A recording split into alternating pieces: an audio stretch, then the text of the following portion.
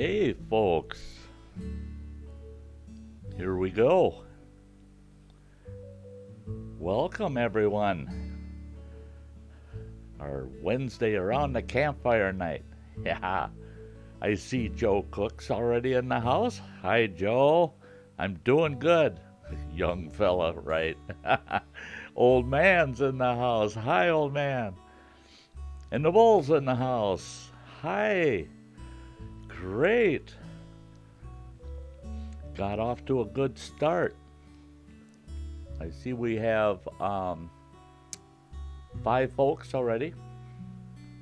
Keeps jumping between 5 and 6, 5 and 6. And Wednesday nights are tough. There's a lot of folks that got other things going on, and there's a lot of other streams out there. Hey, Andy, great to see ya. Yeah, evening, gentle spooks. Yeah, I knew Andy would show up to cheer me up. Hey, Rod. Rod just jumped in. Hi, Rod. Yeah. Well, how have you folks been doing this week? Well, since Sunday, I think I saw most of you Sunday.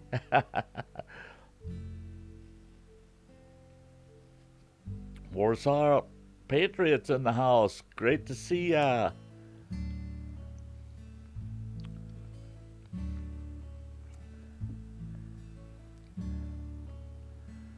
Andy says, telling me it's 2 a.m. and only got 2 hours kippage last night. Wow. Wow. Yeah, I haven't slept too good the last couple nights either, Andy. Um, yeah, today's been kind of a rough one. Hey, Derek. Hey, Cole Outdoors is in the house, folks. Great to see you, buddy. Yeah, I told your pop to let you know I'm thinking of you.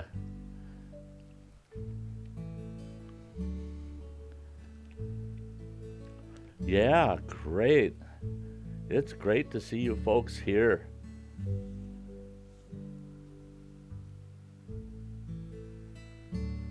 I've had a kind of odd couple of days since Sunday night. Yeah, it's been nuts around here. Yeah, Andy's asking, how's the kayak fun progressing? Speaking of kayaks, I was in Walmart yesterday and I run into this fella that doesn't live far from me. Um, and we were back in the sports department yakking about yaks for almost 2 hours. And he knows the lakes I know the lakes he knows. And now that he's asking if we can get together and maybe fish a couple of those lakes. So I told him, yeah. I said, I'll try to fit it in. Yeah, Joe, I hope you're healing up good. That's tough. Oh, Cole's buffering. Is anybody else buffering? I hope not. Because everything on my end is looking good. It's saying that the connection is excellent. Um,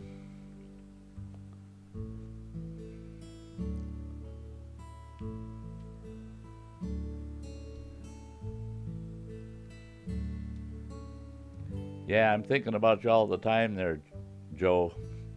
Man.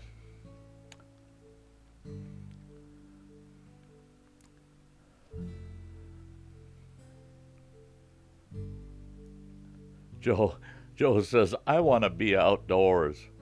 Well, Joe, I'll tell you what, the last couple of days, I've been jonesing and not being able to be outdoors. And the only reason I wasn't out doing anything outdoors is because I was stuck here at home.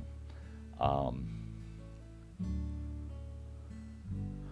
Andy's bouncing between two different streams, lol. That's fine, Andy. Just don't mention the other one.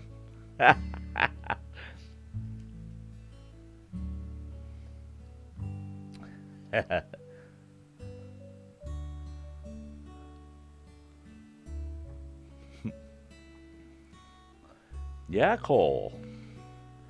Yeah, you should have been on here the other night. I was showing off the buzz bait. I got it right across the room over here. I was playing with it, blowing on it like you used to. Yeah. I think your pop was in here though, watching me show it off. And it's hot there, eh, Rod? It's hot right here in my apartment. It's cold outside. My dang apartment's right now is 78 degrees. I had the windows open, but then it started raining too hard and the wind shifted, so I had to close the dang windows because blow rain in the windows, and both of my windows have electronics by them, so I had to close them up. Still got my air conditioner covered, but if they heard that thing running, they'd have a baby cow for sure.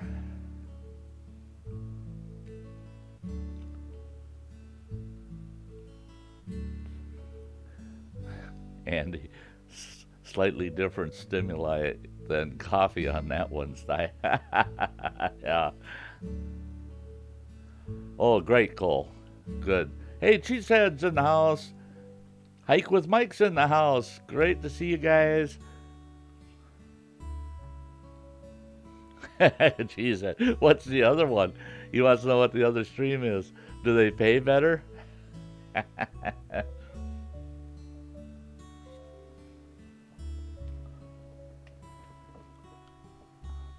Hey, thanks, Sir Derek, for sharing the stream out. That's good of you. Very good of you. Don't forget, guys, hit the thumbs up for me, would ya? Hike with Mike says, hey, Sty, got one of my 4 cats on my lap, and we were watching your live streams.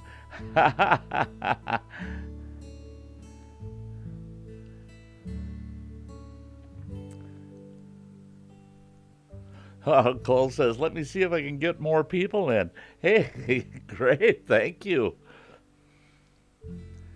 And he's telling Cheesehead $35 an hour for an apprentice mod. Oh, heck, I'd shut my streams down to go over there.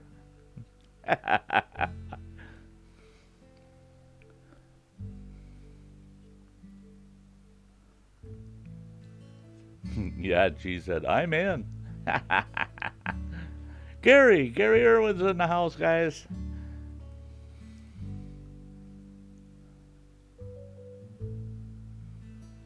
No, I didn't get a chance to look at that info yet. I've had a bad last couple of days. For the most part, I basically took 2 days off of YouTube. They've been out here. I was wondering what was going on. Monday morning, 7 p.m., all of a sudden I hear somebody out there with an impact driver drilling into the side of our big concrete building I'm in. That woke me up. All day I listened to that thing rattling away out there. Then I find out they're putting in a whole new control box and rewiring this whole building. Well, actually, they're putting fiber in the building. They're putting fiber optics through the building. And talk about making a bunch of racket. The racket I was able to put up with, what I couldn't put up with was about every 45 minutes to an hour, boom, it dropped my internet connection. So I got a hold of the company and I said, what's going on? And they said, well, for the next 3 days, they're going to be working on it, and it'll be connecting, disconnecting, connecting, disconnecting, back and forth all throughout the day for 3 days. Well, so yes, I thought, wow, they'll get it done in a day. Oh no. Yesterday, same thing. I'd be I'd try to watch a stream. Boom, it would cut me off. Lose my internet. I tried to do some other things on the net. Boom, cut me off. No internet. And then it would come on, and I'd have speeds slower than dial-up. I'm not kidding. They were slower than dial-up. So yet the last 2 days using the internet was hit or miss. Once in a while, I'd get to watch a little bit of something, and I'd manage to get a comment made and get it posted. Boom, lose my internet again. And so that's the way the whole day went. I was able to jump on Facebook and do a few things, but not much. Same problem. Getting cut off all the time.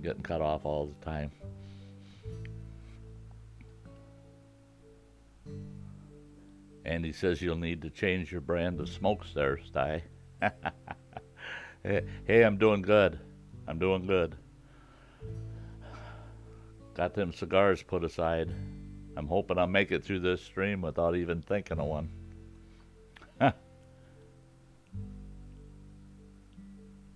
Rod's had a week and a day.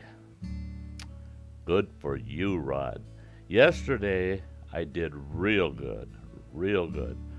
I only had 4 in those 24 hours yesterday. Old man says I'm not going to stay in here very long. Got up at 3 a.m. to go to a VA appointment. I'm finding it hard to stay awake. Oh, I don't blame you, old man.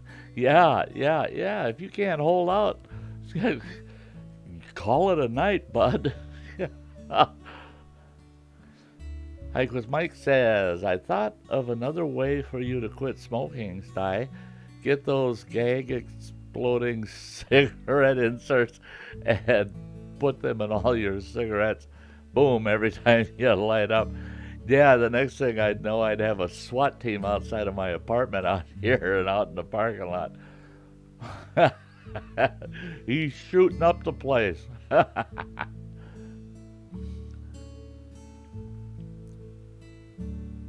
Yeah, Andy's right.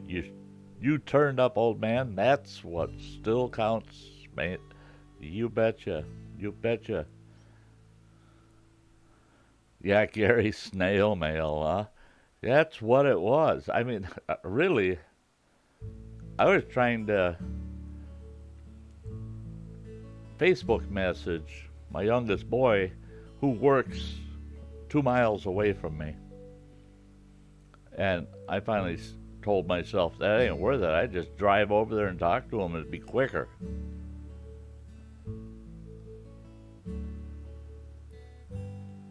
The old man says, is Sty still here? In a couple of hours, I may be back. Well, my rule on the maximum on Wednesday nights is 11 o'clock. No matter what, I got to shut her down. Just for my own sake. But yeah, it could go till 11, depending on how many we got in the house. Andy says, not had a smoke since Saturday and not bought any in 3 years.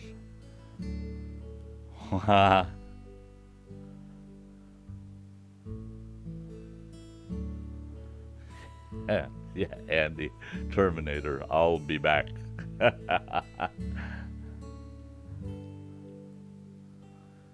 Is it, Cheese? Is it starting to snow down there? I couldn't believe that they forecast an inch of snow overnight. What's that garbage? What is that garbage? And then it's supposed to warm up. It's supposed to be almost 60 degrees up here in Ashland on Friday. And no precipitation on Friday. Knock on wood. I need no precip on Friday because I had my rear brakes go to crap on me on my truck. I got in a bunch of clay and sugar sand and then into some of this fine crushed gray rock that they use for fill on these old Forest Service roads. And the combination of all that piled up in my calipers tore one of my brake shoes up. Well, so I went and bought all the brake parts I need. I just got to have a day I can put them in. It's been raining for 2 days up here. This morning it started out real nice. It was sunny, looked great. I thought, I'll run over to my kid's house and I'll get those brakes in my truck. I was going to have a garage do it, and I had them quote me a price, and they wanted $286 to do the brakes on my truck. And I said, you can kiss my hiney. For about $50 worth of parts and some sore muscles after the fact, I'll do my own brakes. I'll go over to my kid's place, do them there. But I gotta wait and do it on Friday if the weather holds. Rod says, need that here. That's snow. And Chris is saying Duluth is getting nailed. Really? Well, that's why I don't live in Duluth. One reason. Andy says, had snow, hail, rain, and sun repeatedly on Saturday. Chris, made for a cold couple of hours fishing. Yeah, watching your fishing videos there. That looked like a good time though, Andy. Looked like a good time with the way you described the weather. I thought, boy, he had just a little window there to do some decent fishing, and at least you got to go fishing. I was hoping to go fishing this week, but when the truck broke down, of course, I can't be out tooling around. I don't want to tear it up any worse than it is, so get it repaired and then get back out there. But so if I get it repaired Friday, then I'm good to go to get back out there.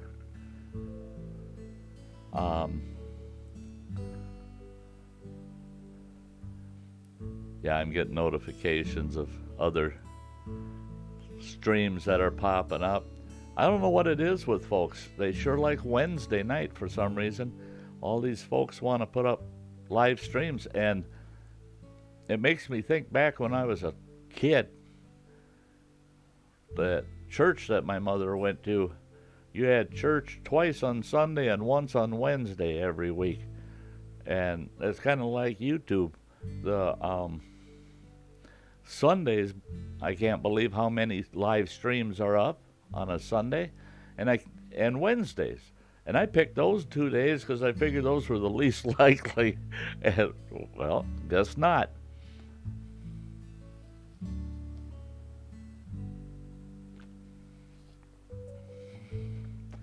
Yeah, Rod says, I'll take snow over the heat any day. See, I don't mind snow. It's the bitter cold. I just can't stand that bitter cold anymore. But if the weather's if the temperature's pretty moderate in the 20s to 30 degrees, right around that range, then let it snow. I don't care. The snow itself doesn't bother me, but the heat, yeah, well, especially if it's humid heat. The humidity, this old boy just can't take that humidity anymore. Yeah, and Hike with Mike says that stuff turns into cement. Yeah, and see up here, this red clay that we have, it's nasty. We have potters up here that literally sold off everything they owned and moved here just to have access to that red clay that we have here. And yeah, that stuff turns right darn near into rock. It's like cement. And you get that stuff in your calipers, it can mess a caliper up so bad. I went and I sprayed them off. The minute I heard any kind of growling back there, I went and hit the car wash, got underneath there, and I ended up soaking wet from the waist up, crawling underneath the truck with that sprayer and getting everything sprayed out real good. And then I got to look at it, and what happened was them rocks got in there, and they actually had gouged out a chunk of one of the rear brake pads, and that brake pad cracked lateral lengthwise, and it's starting to pull apart. So yeah, I limped to Walmart yesterday, got myself some things I needed to get me through till Friday to put them brakes in. Plus I picked the brake parts up. But yeah, pain in the neck.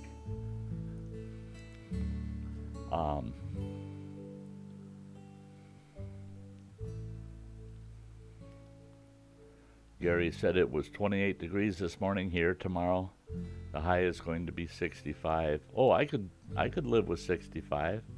Andy says fishing was done all the way through it until my son got the great idea of let's go home and get a hot drink.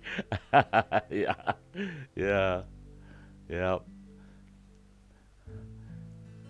Mike says, I used to coach soccer, could not have practice on Wednesdays, lots of church activities. Yeah, isn't that, yeah.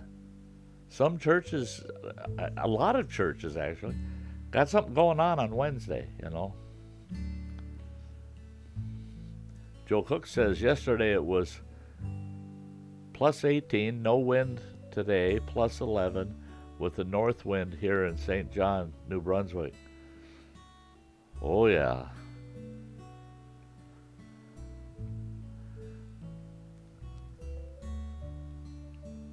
That north wind's got to be pulling in some cold, eh?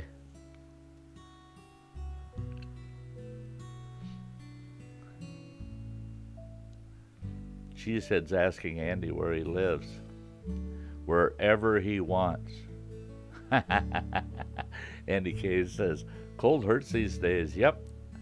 I'm a wimp now and don't care as long as my heating works. Yes, sir. Yes, sir. Mike likes it humid. Yeah, he's mentioned that in some of his videos too, that the humidity, he doesn't mind the humidity at all. See, and I used to not care about the humidity. It didn't bother me years ago. It's just I'd say about the last 3-4 years that the humidity's been getting to me. I just slow it down in the humidity. I just slow it down.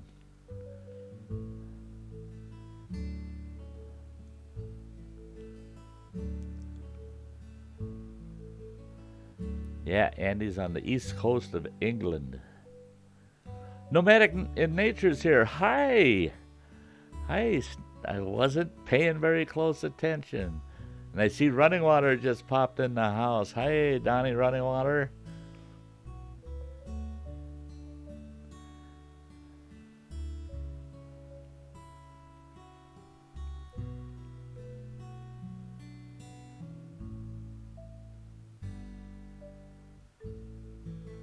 Andy, hence my accent in my messages. Yeah, that's good.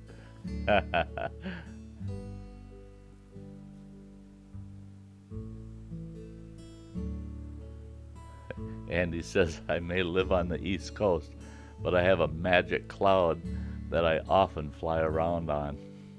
Yeah, even Andy doesn't know where Andy will be sometimes.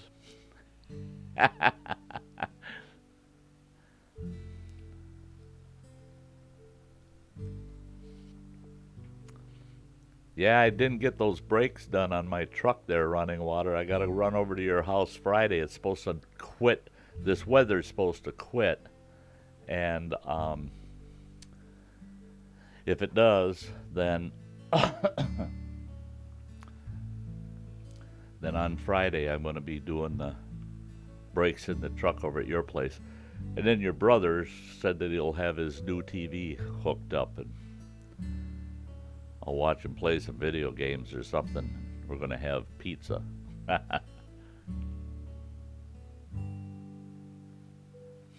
Andy says, too many Andys trapped in this one skull. Yeah.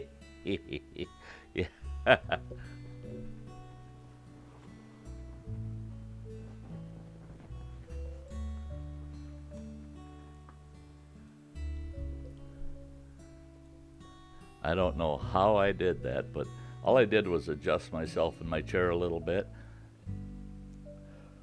I clicked the mouse somehow, and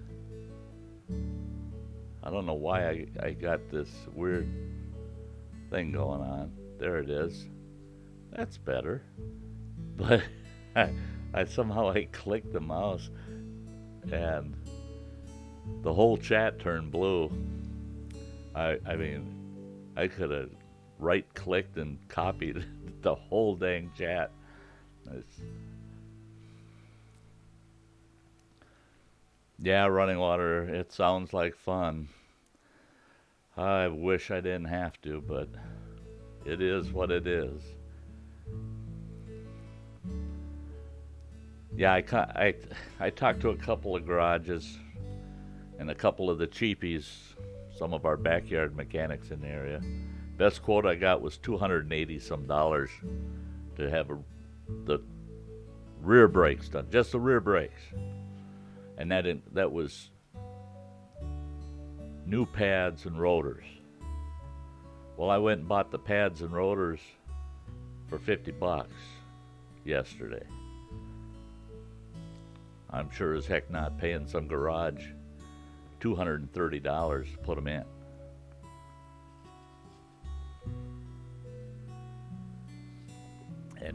Andy says, I keep telling you, Sty, that truss is upside down and you'll never sit comfy until you put it in properly.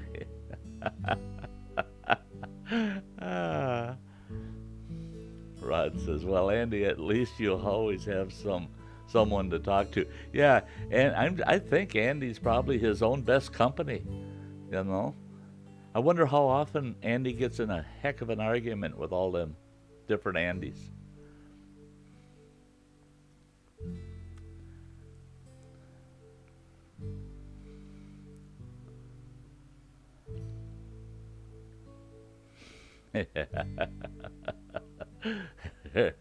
Some right weirdos trapped in here with us, though. Andy.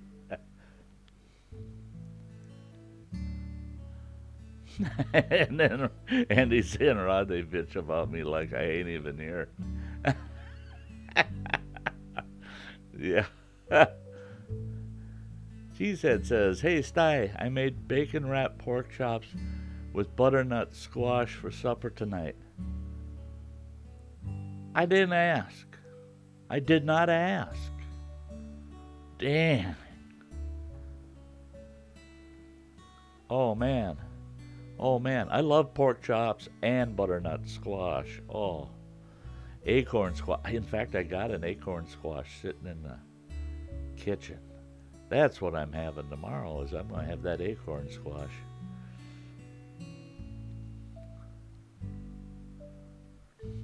And Rod's saying to Andy, I hate that I hate it when that happens. Well, it's been since yesterday evening, and I'm going to allow myself one of these tonight. Now, I have an individual that watches my streams that knows that technically I ain't supposed to do this. So if that individual would please look the other way. This didn't happen in the Sty Shack.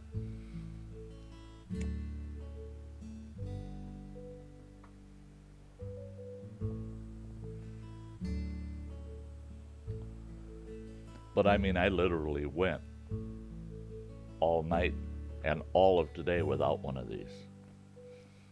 And I just, boy, the minute Cheesehead started talking about bacon and pork chops and squash, you know, this is one of those habits that if you got a beer in front of you, you're going to have one of these. If you just finished a meal, you're going to have one of these. If someone's talking about a meal that you don't get to have, you got to have one of these.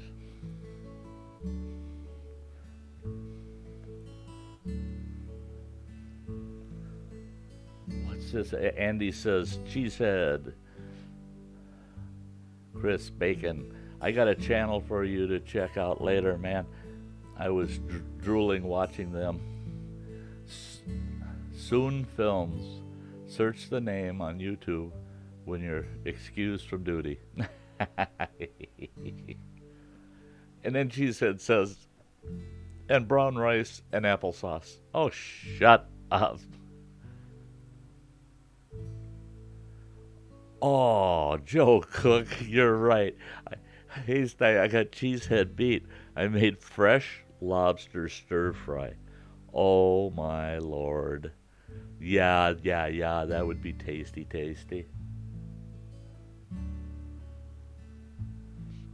Andy says that a blackmail opportunity for you there, Chris.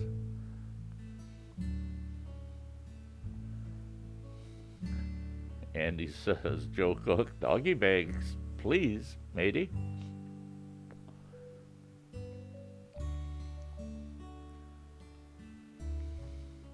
Yeah, I should get some plastic doggy bags made up, and I send them out as souvenirs to people that says Sty Shack on them, so that people can donate all the food they're talking about into the Sty Shack.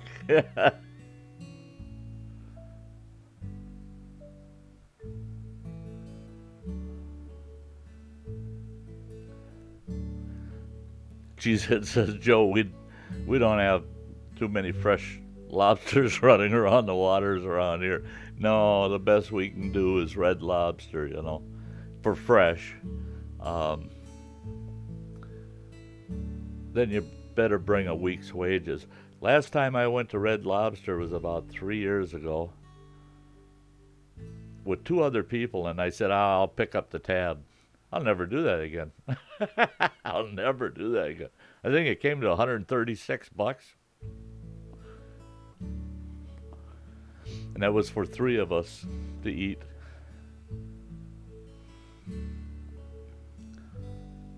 We do have crawdads up here. I was thinking of getting myself some crawdad traps out this year. But you got to have a permit to do that here in Wisconsin. Actually, you're not supposed to at all. I got to look at the regs. They said they were going to change them, but I haven't checked to see if they have. Plain old Chuck just popped in the house, says, start the party, I'm home.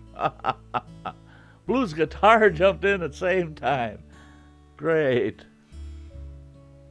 Rod says, bacon may kill me, but I'll die with a full belly and a smile on my face. That's the way I see it. Darn right.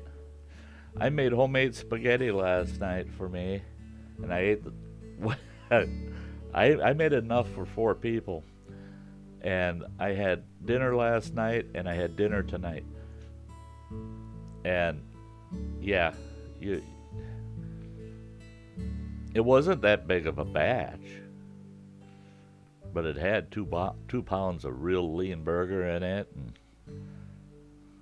had shrooms in it, and diced tomatoes in it, and oh, it was pretty good.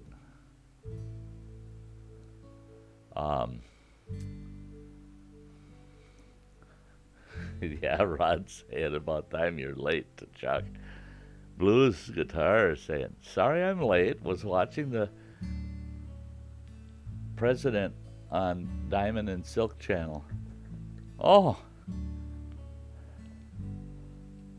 Yeah, I haven't been over to Diamond and Silk's channel in a while. Should go check them out again.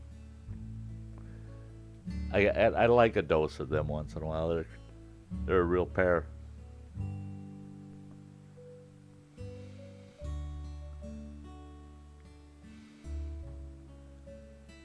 Yeah, if you had any lobster shipped to you or anything else, food-wise, by the time you got it, Andy, wouldn't be food anymore. Mike says, I have not been getting enough sleep, so I started to go to bed earlier so I can sleep more. No, I am waking up earlier and still not enough sleep. Mike, you and I are a pair, boy. That's exactly what's been happening to me the last couple of nights, especially. I, being that the internet was giving me trouble Monday and Tuesday night, I said, "Oh, the heck with it! I'm going to bed early, and I'll get myself a good solid 8 hours of sleep." No, I got a good solid 4.5, maybe 5, and I was awake at 4 o'clock in the morning and just going, "What the heck?"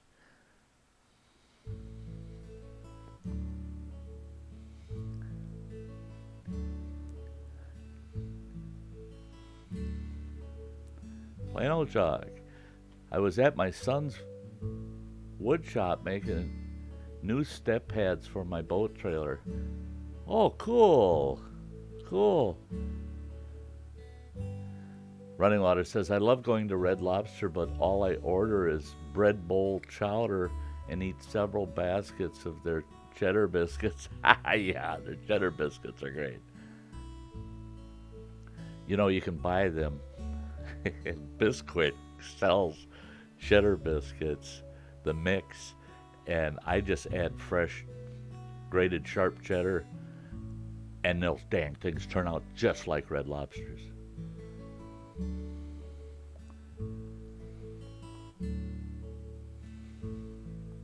Cheesehead says, what?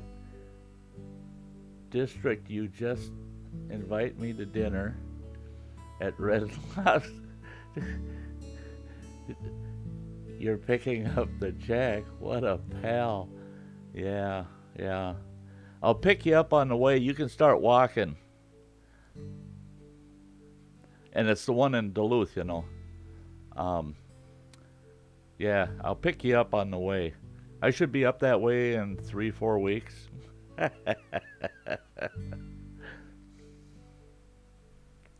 Rod says, it did kill me once.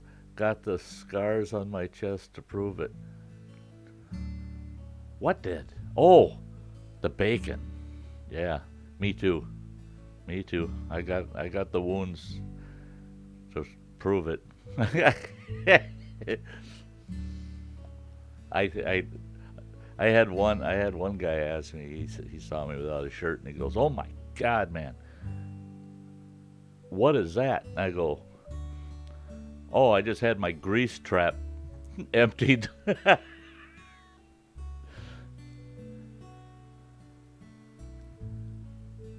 And then she says, Donnie, I think he said he was taking you too. Yeah, I'm taking Running Water with because he's the guy with the big bucks.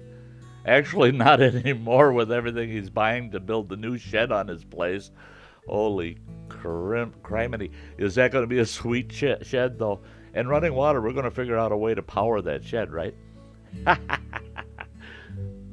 Boy, oh boy, I could really trick out my adventure trailer having that shed somewhere to put.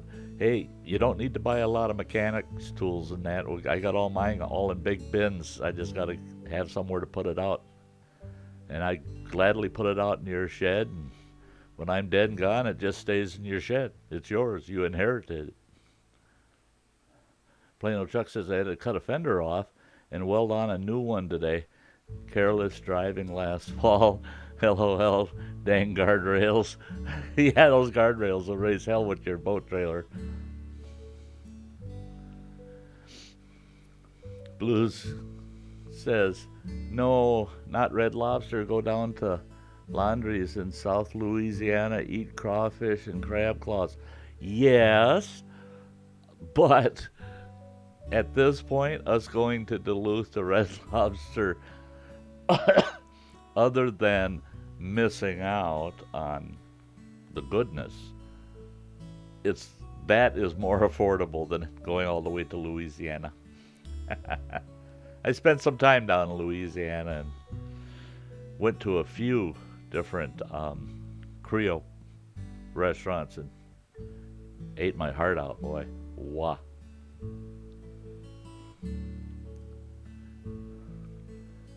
Trying to catch up here. Oh, I don't know, Joe. I lost a mackerel in my brother-in-law's car for about a month.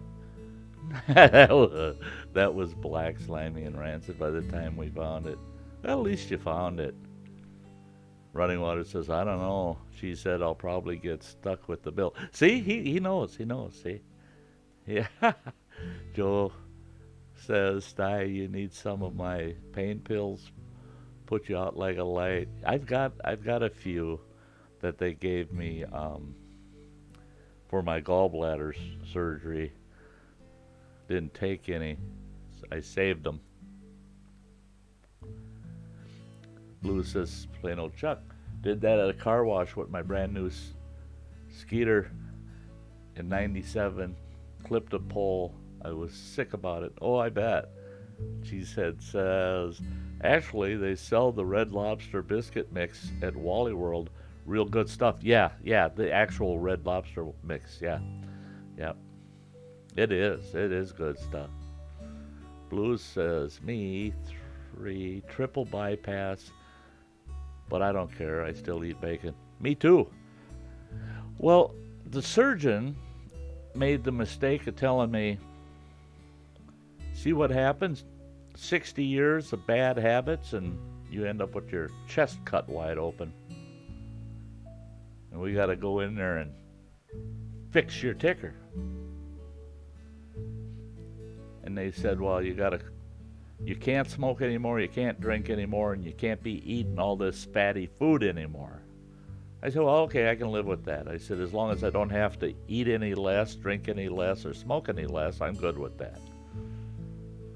And she said, no, it's going to kill you. I said, hey, if it lasted 60 years before it needed to be repaired, it should last at least another 30 or so.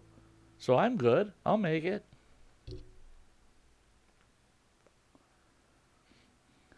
Yeah, Rod joined the Zipper Club. Chuck says, yeah, boat drifted off the beam and wheel went under the guardrail. Oh, off the berm. Oh, ouch. Blues is asking Rod when he went through that. Hike with Mike says, a Zipper Club. Haha. Yeah, that's what all of us that got the old zipper chest call it.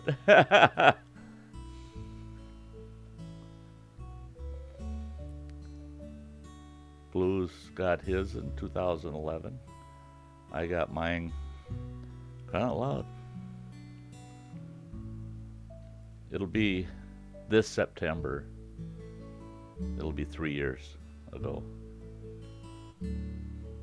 2016, September.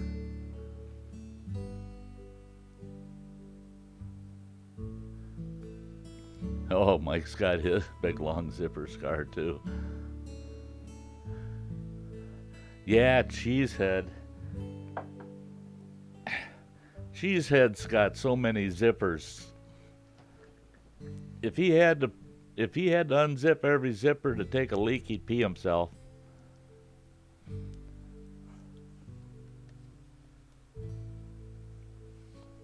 And Cheesehead's too darn young for that. Oh, man. But I gotta tell you, he does pretty good.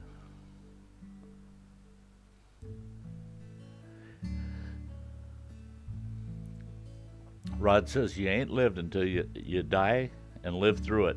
There you go, Rod. There you go. When I was coming to in ICU, I had a nurse in each ear literally yelling at me. Breathe. You've got to breathe. Breathe.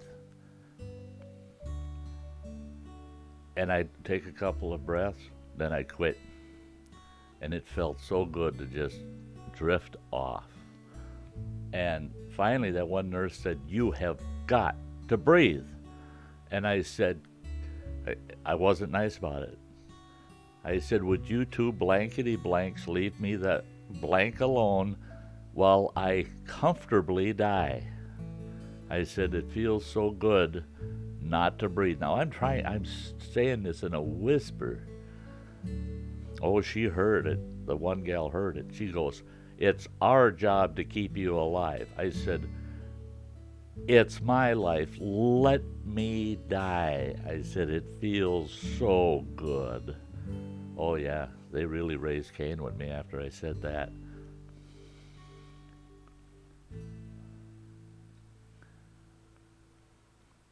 Yeah, yeah. Really, it's down where you by where you fish. See, I was down in Louisiana for a while. My father-in-law had a major critical car accident and passed away down there. But we were down there for weeks and weeks.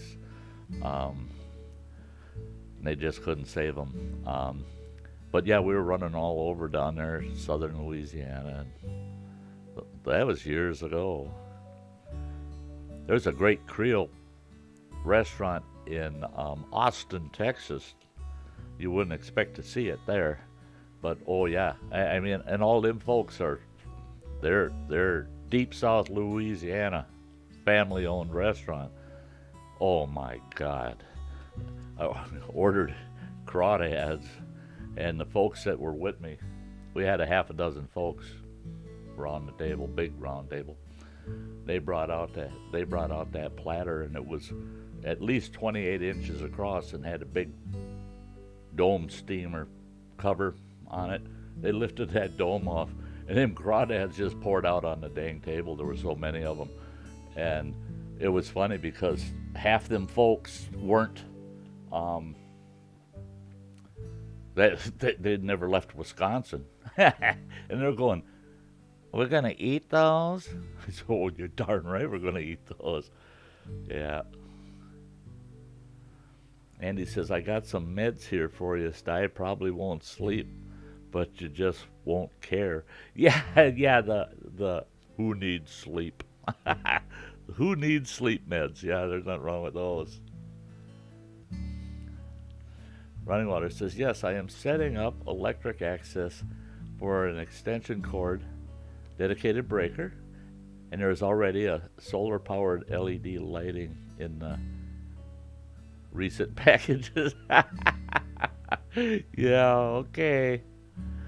That'll be cool because I'll be able to charge up my backup battery for my truck to run my CPAP machine when I'm out camping. Blue says, "So what's the point of living?" That's what I told my doc. Exactly. Exactly. I the thing is so many people live worrying about how they're going to die. When I get up in the morning, I worry about how I'm going to live through the day. What am I going to do today? I just want to get myself through today and go to bed tonight. And all I can do today just to make it great. Piss on tomorrow. I ain't got no time to worry about tomorrow. I want to take care of today. I want to have a good time today. And if today kills me, I won't have to worry about it tomorrow. That's just the way it is. Oh, Hikeless Mike got the zipper belly. Ouch. Yeah. I was amazed when they did my gallbladder. That was just 4 holes. They put one hole right in your belly button, right in your navel, and then there's 3 off on the side, and they just go in there with them probes and crap and drag that old gallbladder out the hole. Rod was 38. Wow. Blue says, "Can't even see my scar. They glued me back together, but you can see my old knife wounds. That guy wasn't very delicate, LOL. Neither was I. He didn't survive." Yeah, yeah. You want to be the one that survives to show off the scars, that's for sure. Cheesehead says I was 34. See, folks, I said Cheesehead just too darn young. But boy, I tell you what, Cheesehead has got a heck of a survival story. Um, I'm not going into it right now, but someday I'm going to convince him into doing his story almost as an interview kind of thing, because it gives a whole new meaning to survival.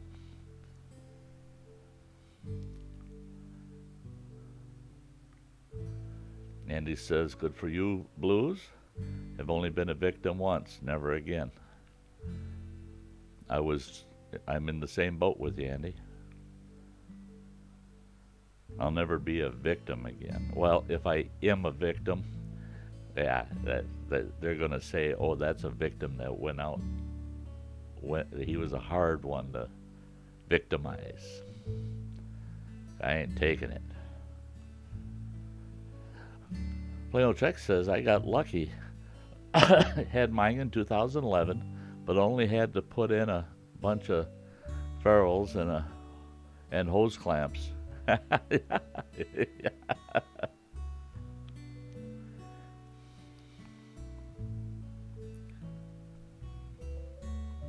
Yeah, Hike with Mike said I have a high tolerance for pain, so I ignored my pain until it became an emergency.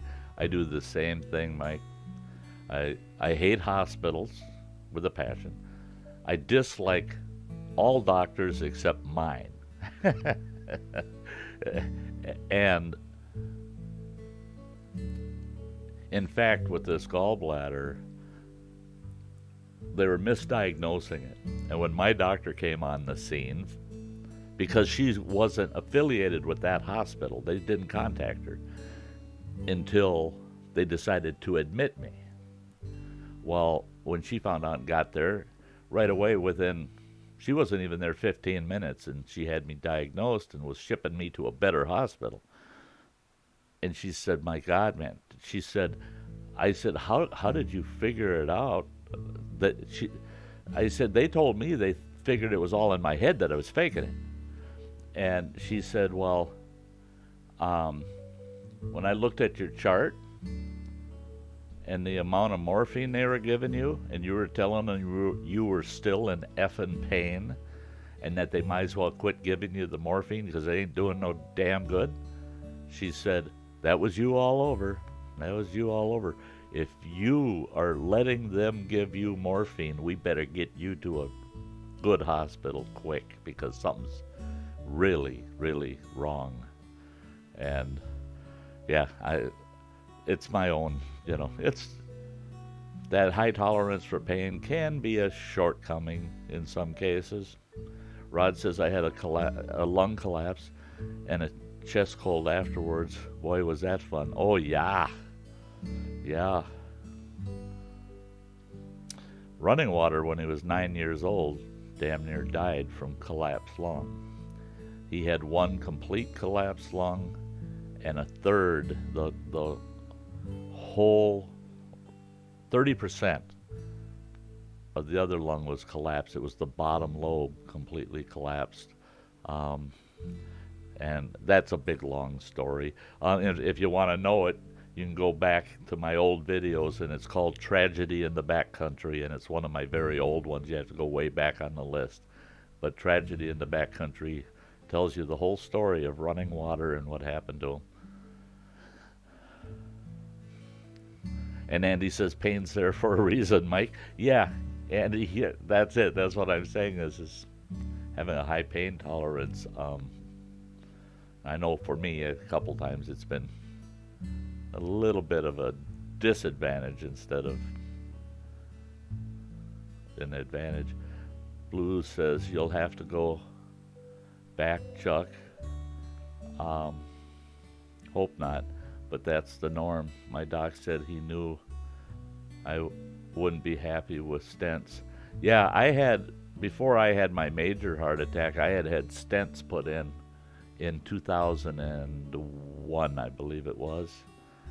I had stents, a few of them, and they lasted me until 2016. 15 years. Holy cow. But still didn't matter. It didn't stop it. It just made it better at the time.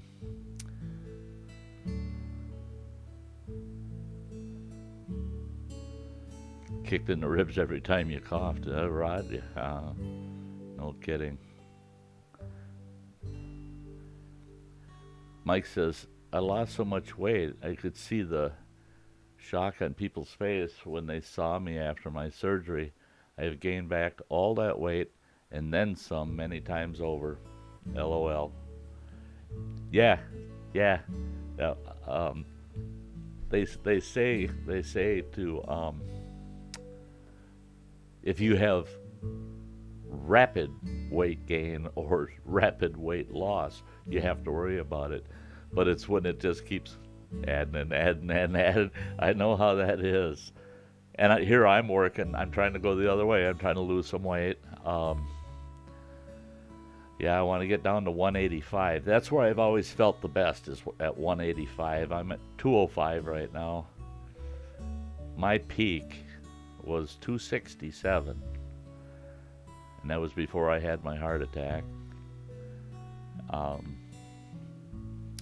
so yeah, to be down to 205, I lost 62 pounds. So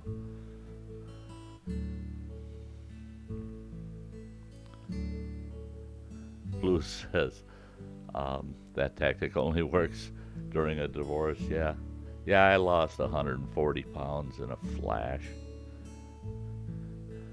when the judge hit the old gavel. I go boom! Oh my gosh, I feel 140 pounds lighter. And then right after the divorce, she shed a bunch of weight and she's down to like 110 pounds or something like that.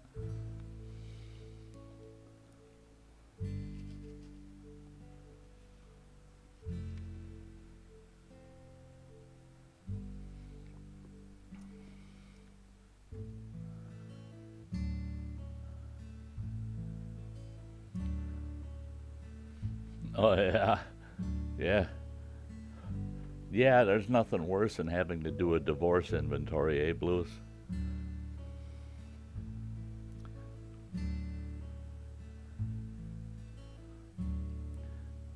I got my ex-wife to agree to let me write up our divorce, and we did a joint settlement instead of a regular divorce.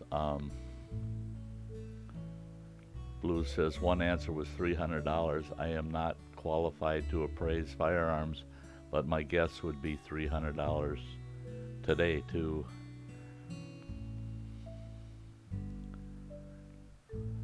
Excuse me, that was about $10,000 Gibson guitar. Ouch.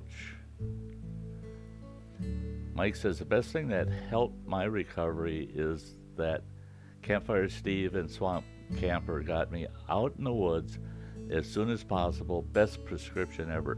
Exactly. After my open heart surgery, even though I had to be in town, I was outdoors. I made myself not sit in that house. I got out. If I could only walk 2-3 blocks and back, that's what I did. And then I started getting off the sidewalk into the back alleys and then following ravines through town that didn't have any houses along them, and anything to just be outdoors and away from other people. And within 8 weeks of my surgery, within 8 weeks, I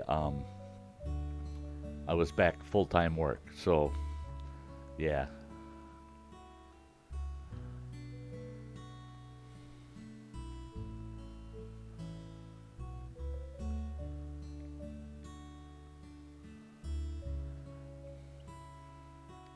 Andy said he got himself divorced once and learned his lesson there.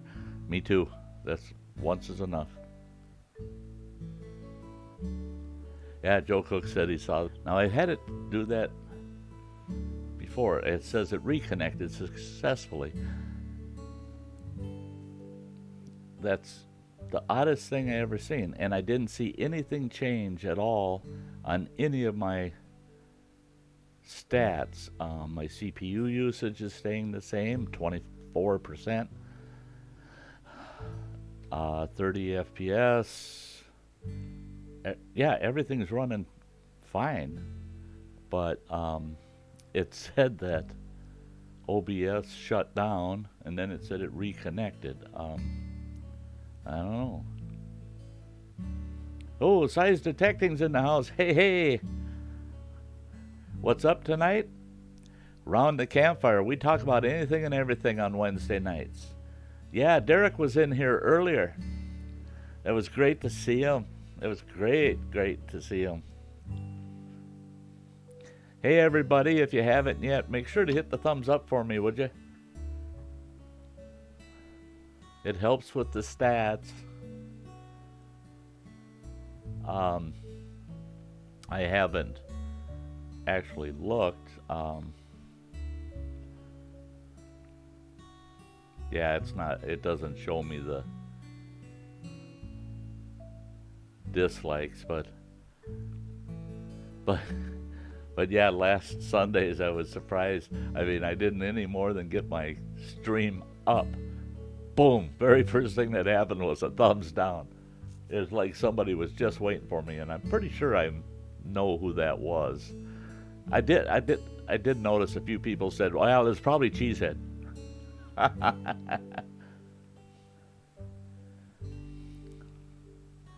And he said, "If the kids don't want the Gibson when you finally croak, Blues." Oh yeah, right. Blues says my son has most of my collection now anyway, but not that one. I keep about 6 here. He was about 19 to 20 of them. He has about 19 to 20 of them. That's neat. Yeah, size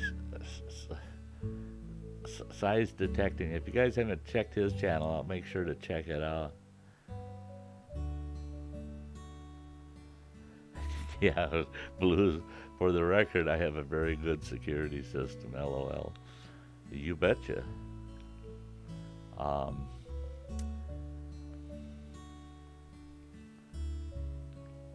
I fell way behind.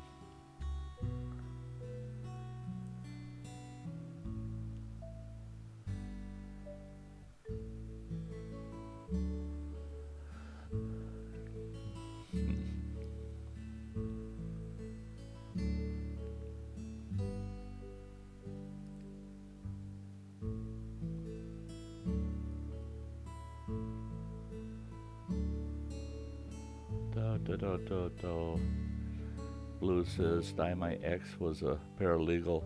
LOL. We spent 20 grand on legal fees alone. Oh, lordy.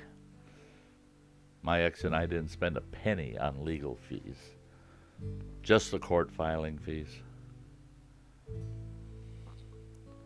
She got what I wanted, I got what I wanted, and we went our merry ways. And the judge said, boy, oh boy, he said, you guys got all your ducks in a row. I said, you betcha. I said, I didn't want anything holding this up.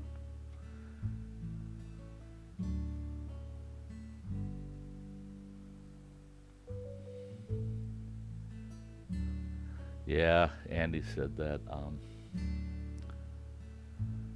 Oh, Rod says, cost me more to get married than it did to divorce. I got everything but her in her car. Whoa. See, I always said, I wish in my day it would have cost you 20 grand for a marriage license. It cost me $15 for a marriage license. It should have cost 20 grand. And then it should have cost 15 for the divorce, $15. That way, you're not going to get into a marriage you're going to get divorced from in the first place. You ain't going to spend that 20 grand because it wouldn't have been that important to pony up 20 grand. Just to get married? No, wouldn't have done it.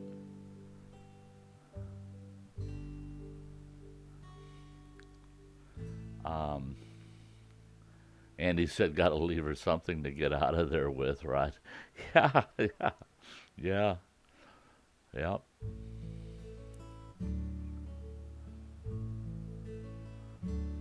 Yeah, I gave my ex-wife, I hadn't seen a tax return in years. Yeah. I always had to write a check to the government every year. They didn't even withhold enough, actually. So I was writing a check every year. And the year we got divorced, I was unemployed, and she worked as a waitress. She didn't have to work as a waitress. She chose to work as a waitress. She had an accounting degree. She's got a college degree. She could have been making good money, but she chose to be a waitress. Well, anyway, so when we did our taxes, I said, let's do them as joint taxes. I said, I can capitalize on my lack of income for a year, even though I had some money stashed away to live on. I had no income to worry about. With her little bit of income, us filing jointly, homesteading, blah, blah, blah, I was able to capitalize on our tax return. So I got pretty fair tax return for the first time in like 15 years. And I told her, I said, the divorce decree says that we have to split that. Well, I need a car. I said, if I get you a car, will you use it to stay as far away from me as possible? Oh, no problem. I said, fine. So I gave her all the tax returns, told her go buy a car.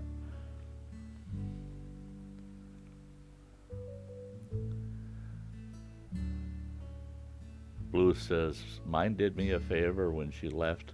Trust me, it was worth every penny. Yeah, if at the end of the day you feel, yeah, I feel good about it, it works, that works for me, then I don't care what it costs you. If you're in a bad relationship, you just got to give it up.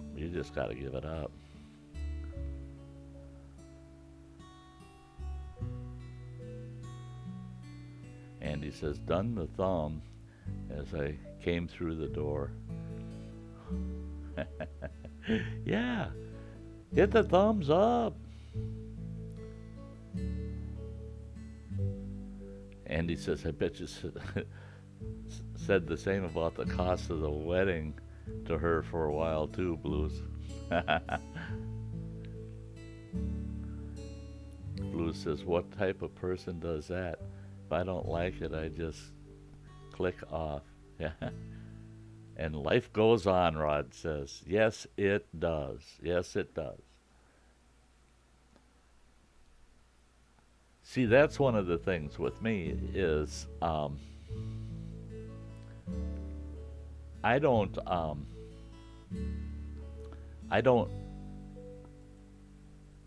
hold any grudges against my ex-wife at all. I just don't. I don't waste my time with it, I guess is what I should say. I could.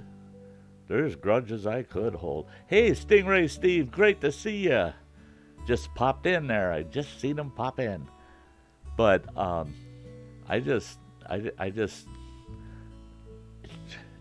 told her, I said, well, she played the typical line, well, we could still remain really, really close, good friends. I said, are you crazy? Are you crazy? Forget it. I said, I don't want you as my darn friend. You know me too well. I said, you and I can't be friends because we ain't got nothing to talk about anymore. And I moved on. I instantly moved on. Over is over. I moved on.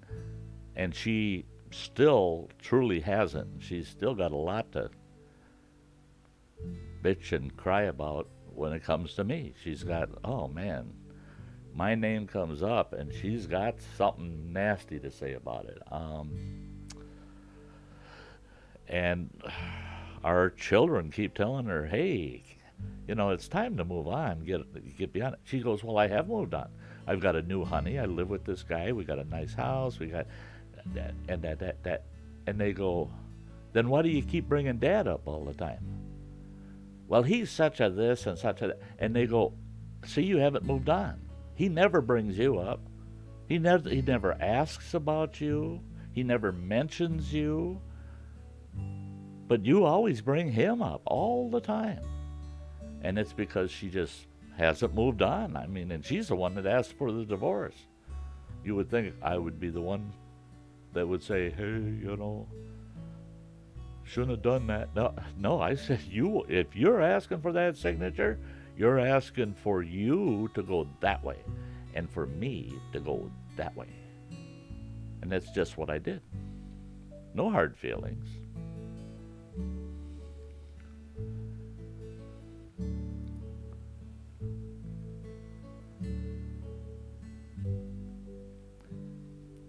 I have never been motivated by money since I work with it all day. I could care less about accumulating it now. Actually, I hate the responsibility. Yes, I know exactly how you feel, Blues. Exactly. Yep. Money's an evil necessity. And that's as far as I concern myself with it, is to meet the needs, the absolute needs. Otherwise, I could care less. I don't want to deal with it anymore. And I don't like the responsibility either. I take responsibility for my own finances, and I could care less about other people's. You know what I mean? Um, yeah, yeah. I live with what I've got, not with what I want all the time.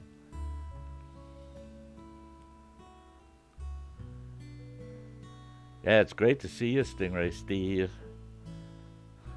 Very great. Rod says, haven't seen or heard from my ex since a divorce hearing 20 years ago. Wow. Yeah, it's been 5 years for me, and I've counting seeing her once, twice. Twice I've seen her after the divorce, and that's it. 2 times in 5 years. And it's been over a year since the last time I saw her and actually talked to her. And that actually went well because all of my ex-in-laws, who are all a bunch of outlaws, were there. So that kept her busy. So anything she had to say was about them, that she didn't like them around. So I just listened for about 10 minutes and then I got the heck out of there. And he says, I got a sister who bleats on about her dad, drives me nuts, as he's been dead for 3 years now, and yet she still whines about him every chance she gets. See, some people just can't give it up. They just can't give it up. Blue says, mine came sniffing around after her third divorce 14 years later. Too bad, so sad. Yeah, yeah. It's not coming back. It's not coming back. Andy says, luckily my ex is better off than I am. Blues. I enjoy winding her up by asking to borrow money for new fishing gear I don't need. Why is it that I can picture Andy doing that? Yeah, Andy would do that. Hey, could you swing me, like 50, 60 pounds so I can go buy this new rod and reel that I really want?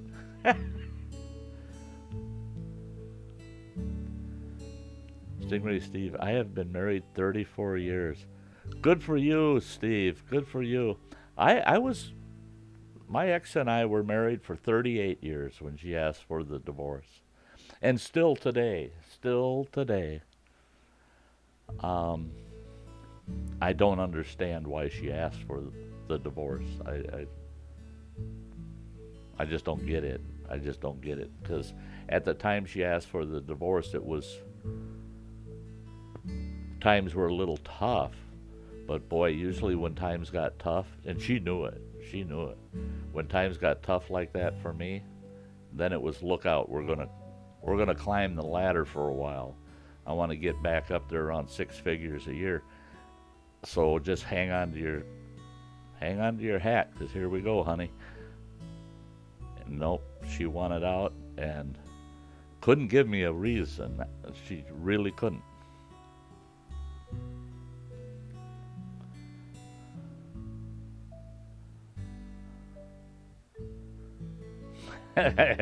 Andy, Steve, you would have got off lighter for murder. Seriously, though, if you're both happy, then congrats to you both. Absolutely.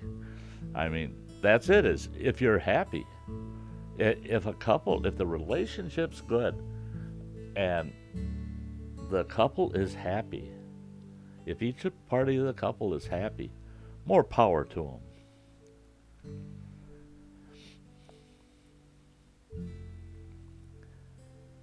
Blues said that he had a 12-year and a 20-year sentence. Gonna do it again this year too, with the contract. Yeah, yeah. I always said if I ever did it again, it'd be with a contract. That if she dies before me, I get it all, everything. And if I die before her, my boys get everything.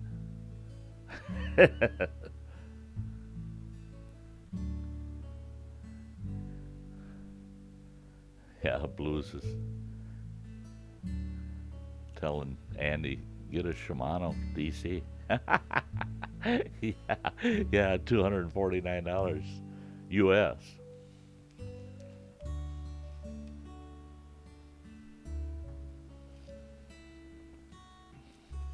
Andy says the last one I asked her to loan me the money to buy was a Daiwa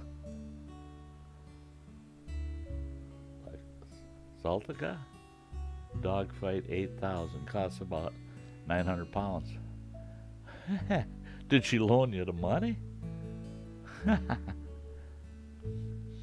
Blue says, blow in her ears, she'll pony up the cash. Joe Cook, I got 49 years in, not ready to quit yet. Hey, and that's it. I mean, and when my ex-wife, when we got divorced, and the judge said he had to ask, because it's required under the law, if there's any chance of reconciliation. I told him, I said, no, there isn't. I said, but after 38 years, you can't say I didn't at least give it a try. Sizer, Texas says, I was married 17 years, the first wife, 2 years to my second wife, and almost 21 years to the wife I have now. Oh, wow. Yeah. Well, see, now you've learned something, see?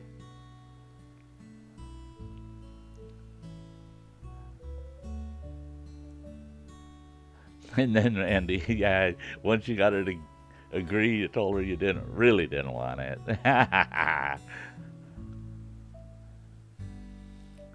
Blue said he walked away from the perfect lady in 2005.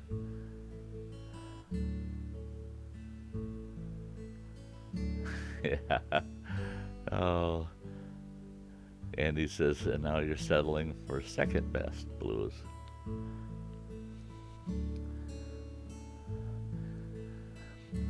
Blue says, millionaire, hot, sexy, sweet, Christian, no airs, adorable.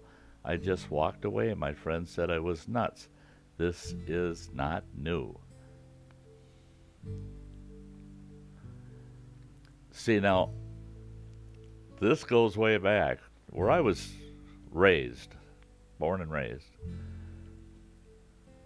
It was a rather high-end resort area in its day, and it had very high-end neighborhoods with beautiful lake permanent estates.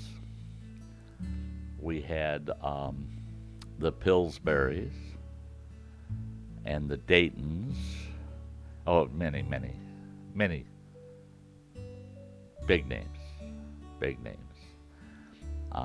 And I knew most of them. I knew the Pillsburys quite well, and I knew the Daytons a little too well. I dated Donna Dayton the daughter of Donald Dayton, the owner of the Dayton's chain. Yeah, she was a sweet dish too.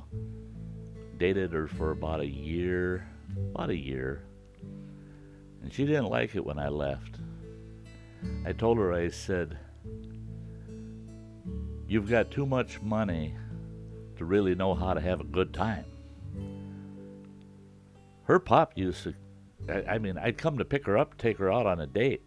He'd give me $200 and he'd say, "Keep her out the whole night, would you? I don't want to listen to her when she gets home." See, I should have kept dating her just because it was a good income.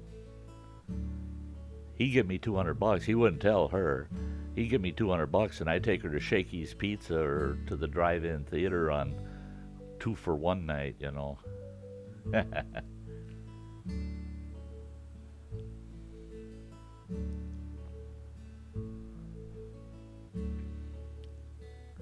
Rod says he's going to find himself a rich old widow with heart disease.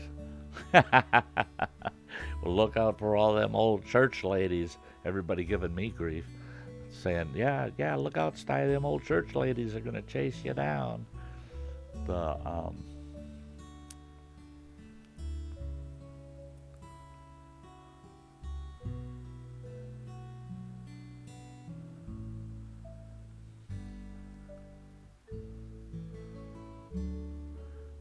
And he says, "Yeah, that financial status would scare me off too, Blues." Um,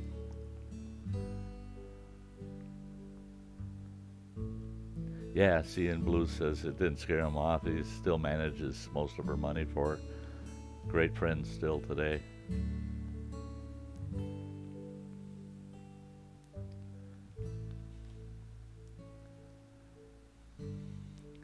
Yeah, Stingray Steve says his wife works out every day. Your wife is physically fit. I mean, that's the thing is, my ex-wife was too idle. She was just too idle, and she didn't like the outdoors as much as I did. She loved to go fishing. She loved to go camping as long as I put a lot of money into the camping gear to make sure that it was good and comfy. But she did not want to go hiking. She didn't want to rough it in any sense. Um, it was her, what she considered roughing it is what I consider sweet camping. It's just sweet camping. Um, and she didn't want to do it a lot. And so I had an issue with that. And the problem is if you got a partner, you tend to influence each other. And she was definitely influencing me to the point where, yeah, I was getting fat and lazy. She would spend all of her free time just reading romance novels. I mean, that's all she did was read. Lay in her bed and read. Lay on the couch, read. And I wanted to go out hiking and camping, and no. And so, yeah, I think that's where the falling out came in. Blue says, "No couch potatoes allowed in my house. That's how you die young." Absolutely. That's why when she said, "I want it. You want to sign here?" Yes, sir. You bet. Yeah, Dayton bikes. Yeah. Blue says, "When you're on my channel, take a look at Deb. She's about to be 66. That's what healthy eating and exercise does for you." Joe says, "Well, everyone, it's been a blast, but need to go. You all have a good night." Well, good night, Joe. Take care of yourself there, buddy. Just keep healing. Take it easy. Don't push it. We want you to be able to get around well. So you take good care of yourself.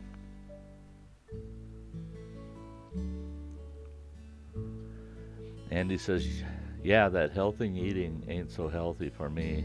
Still working out what foods turn me inside out, and so far it seems to be mostly all the good and wholesome stuff.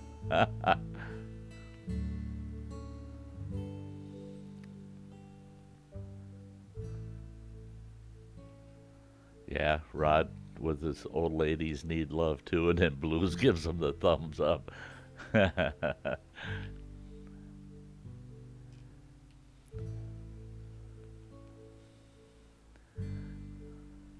Yeah, see now, and that's the thing with now.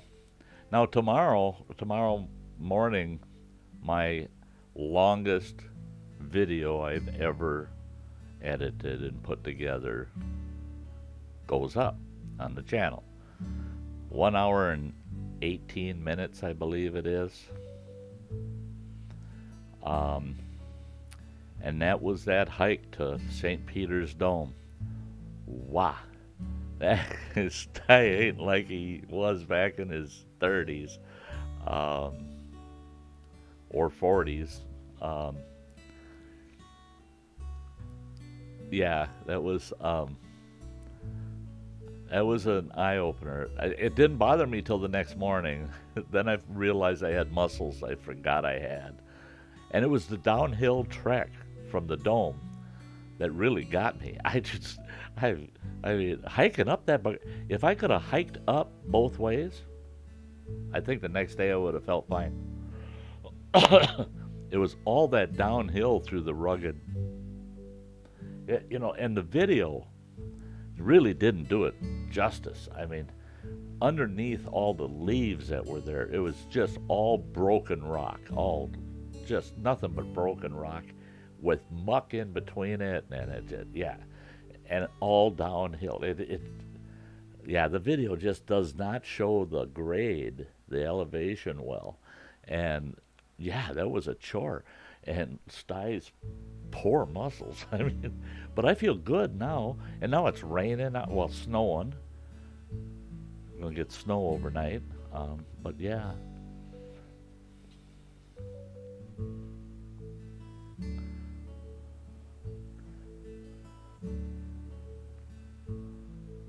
Where am I at? Andy's saying happy birthday in advance to Steve. Yes, happy birthday, Steve.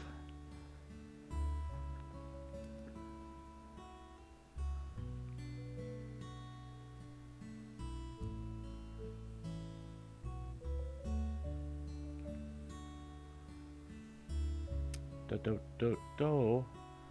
Here we go.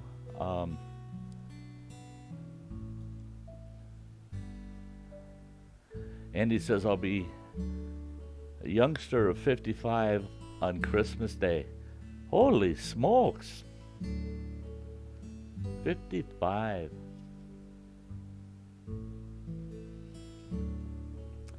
Hike with Mike says, I believe that a relationship is a yin yang relationship where opposites attract and you connect with each other. The opposites make the relationship work, and adversity makes you stronger. Oh, yes, yes. Um, I don't know if any of you caught, but it was like an inspirational story um, on Cab 7's channel. But I got in touch with a gal that I knew when I was a kid.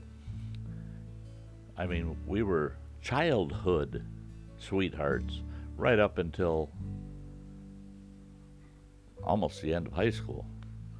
And I had bought her one time a popsicle.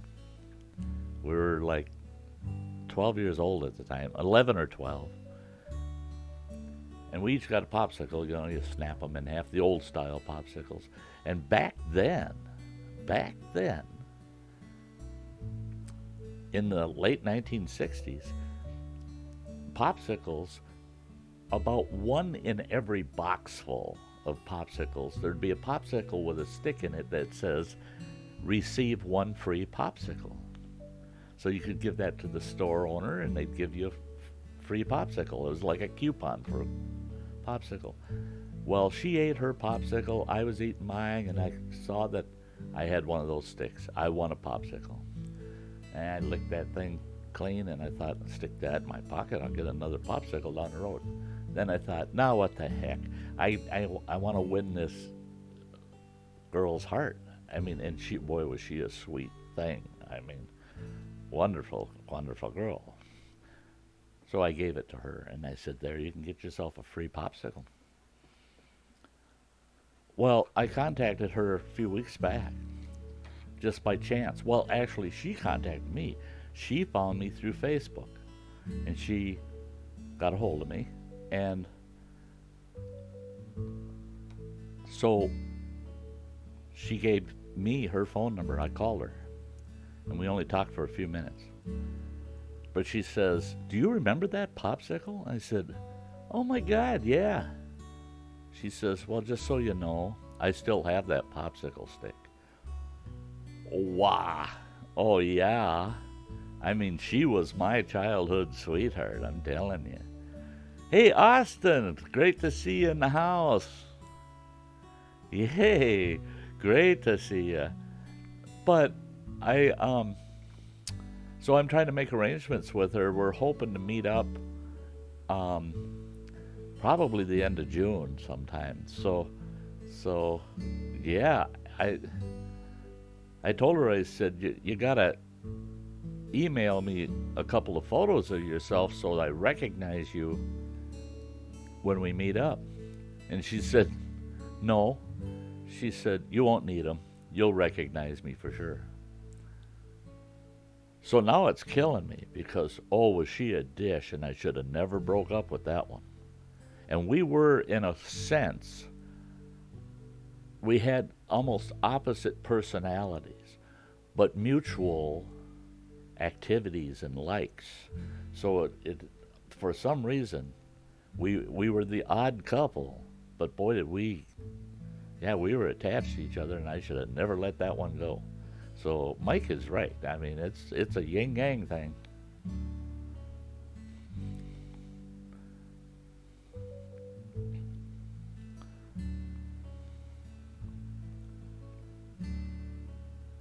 I fell behind, yakking away. Blue said, Mike, this is true to a point. You must compliment each other in some way. Right, but that's Blues is right, but that's if you really look at the yin yang symbol, it's how it marries together that makes that's where the complement is. The two is where one's lacking, the other's gaining on both sides. That's why they make such a good union, is they fit so well together. They complement each other. Blue says, I'm actually actually really easygoing until they lie to me. I expect 100% loyalty. Lie to me and you're gone. That's my problem, is I got to be able to have confidence in a partner. Yeah, don't lie to me. I do not want to be lied to. And I was lied, so it made signing the bottom line much easier.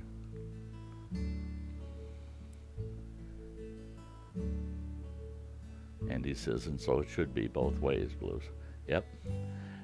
Rod says, man, you're old, Andy. Andy, yeah, you're old.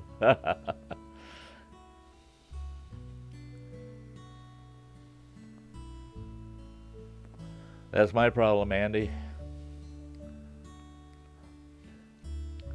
When I was, this is not, I'm not kidding at all. When I was 14 years old, I had a standing tab at 3 different pubs in our town. I was believed to be at least 21 years old. And that was a problem. So I've been old ever since I turned 12. It was quite amazing at 14 to have a running tab at these bars. I could go in the bar, order a drink, I could order a beer, shoot pool with the old man. But I had a beard mustache. I was 6 feet tall at 14. Yeah. That wasn't to my advantage, really.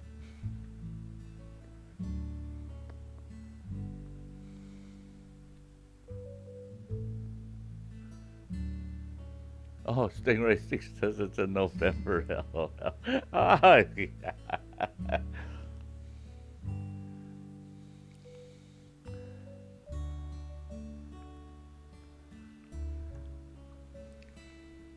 Rod says, me too. Don't rush it. Yeah. Oh, you guys. Stingray Steve says, I can't drive 55. Yeah, I remember when I turned 55 and we had a speed limit party for turning 55. Glad they changed that speed limit now. Fewer tickets.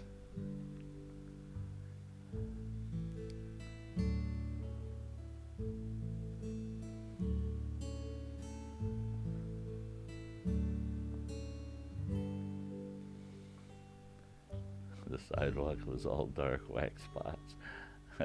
Wax lips, yep.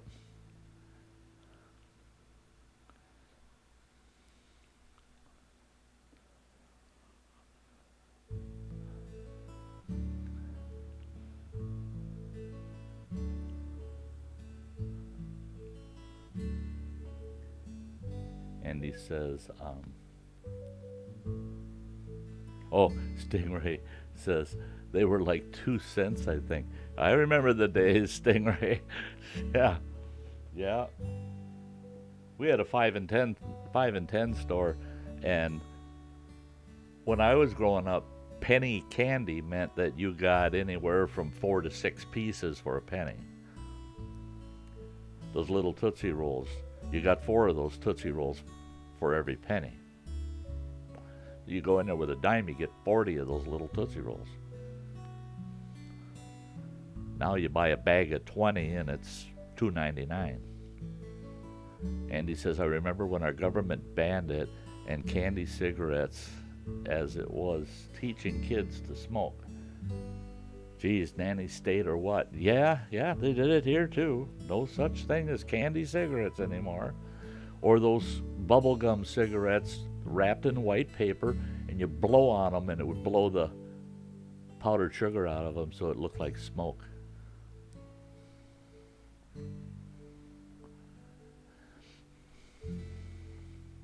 And he says our little village never allowed tabs in any of our pubs, Sty.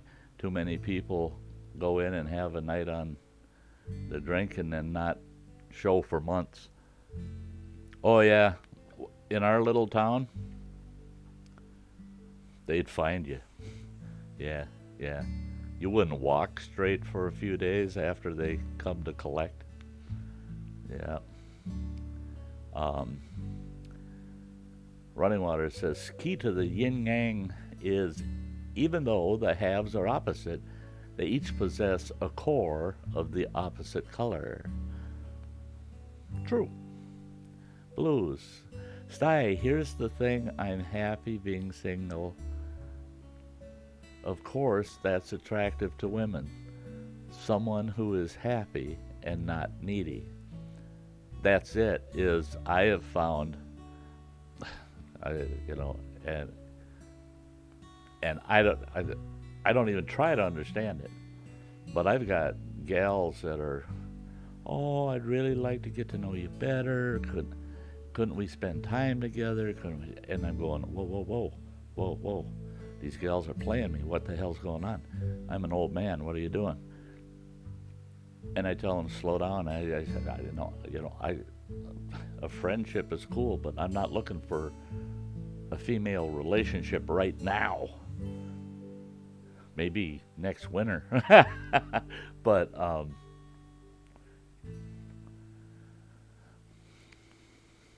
they and some of them are 10 years, 15 years younger than I am. Go away. Go away. No, I'm good. I'm good. I'm good.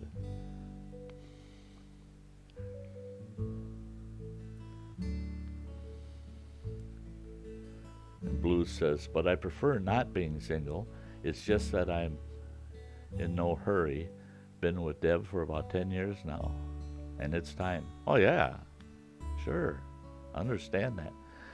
Stingray Steve says we had two pinball machines and a baseball one too. Yeah, cool. I had, when I was a teenager, I had a pinball machine that was made in the, well, it was actually manufactured in 1957, and I refurbished it and it featured a 57 Corvette on the back panel. Yeah, I love that old pinball machine. I sold it to a guy for, I think I got $150 for it in a day, and that was like in 1974. That was a lot of money back then. Austin says he's off to bed. Good night, Sty and chat. Yeah, good night, Austin. Thanks for stopping in. Stingray says, my boss at the supermarket got me into the bar, said I was 18, LOL, I was 16, yeah. See, and the thing was, is my dad was the chief of police of the town that I lived in. After he passed away, 2 years after he passed away, the folks in town, they were so used to seeing me with him all the time, and they knew I was his son. They never questioned. First time I got brave enough to walk into, it was called Bill Bailey's Peanut Bar. And I walked into Bill Bailey's, I walked up to the bar, and I laid a $20 bill on the bar. And I told him, I said, can I get a beer and a pack of Camel Straights? And he got me the pack of smokes, poured me a beer, took it out of that 20, and I sat there and I drank up about $4 that day. That was a lot of beer back in the day. Wow.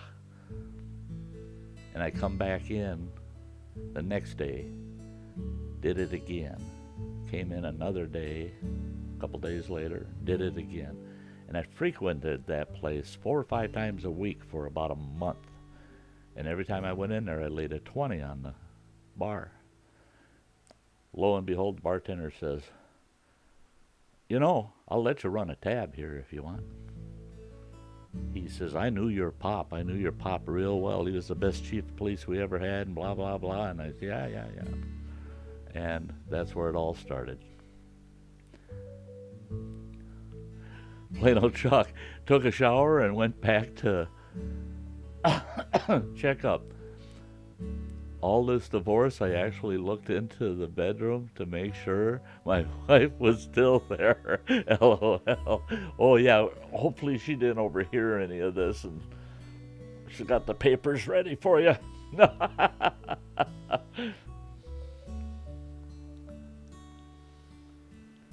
Stingray Steve, everything at the 5 and 10 was made in Japan. Yeah, a lot of it was, yeah. They're little tin toys. If you took a pair of pliers and pried them and wind up little tin toys, cars and stuff apart, and you looked inside, it was all tin cans from Japan, had Japanese advertising on it and stuff. Same with anything made out of cardboard. You take it apart, look inside, and it's old cardboard boxes from Japanese products.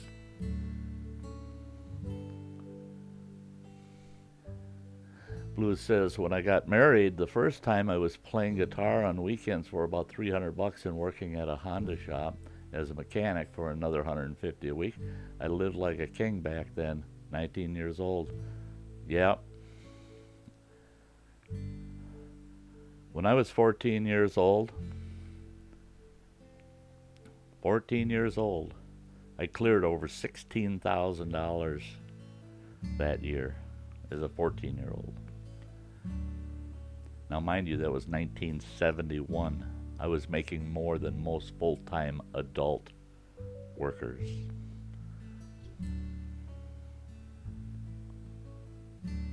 Yeah, now that's nothing.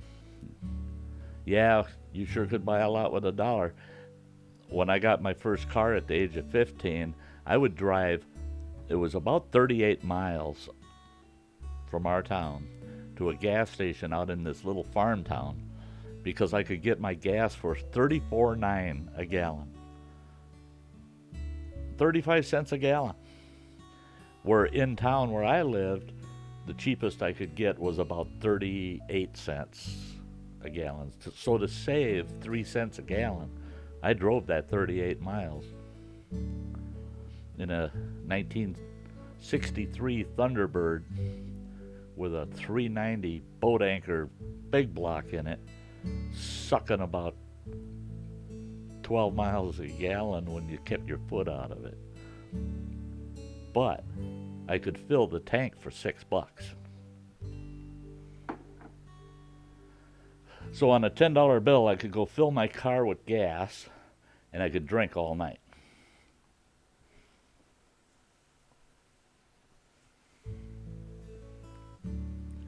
Blues. Oh, hey, Marco, I didn't see you. Hey, good to see you. Thanks for stopping in. Blue says, a year later, I went to my brother's Yamaha shop, then off to college. Biggest mistake I ever made. Yeah, we look back at those mistakes, and nothing you can do about them now, right? Bummer, eh? The Blues is saying the college I meant, yeah. I assumed that's what you were saying. That's funny, Stingray. Andy says, hey, Marco. Stingray's back. Polo. Andy says, yeah, education system, and I parted company when I was about 8 or 9 years old and got canned in front of the whole school for some trouble I had on a Sunday afternoon about a mile away. Well, that don't sound good. This is something my viewers don't know. I quit school. I quit school at the age of 16. I was put in a private school. I lasted 2 weeks of my sophomore year in the public high school. I guess showing up late for school, like about 11:30 in the morning, in a 1964 Chevy Impala 2-door sweet car with the front end smashed all to hell because I put it in a ditch and hit an elevated driveway with it that morning after consuming about 3 6-packs of Colt 45. And I walked in that school and I said, am I late? They said, you're just in time because we're going to expel you unless you quit. So I quit. I quit high school.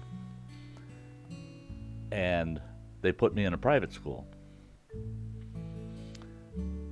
I did my sophomore year in a private school, and it was very disciplined. I had this guy that was 6'4", a monster of a man, who was the headmaster of this private school.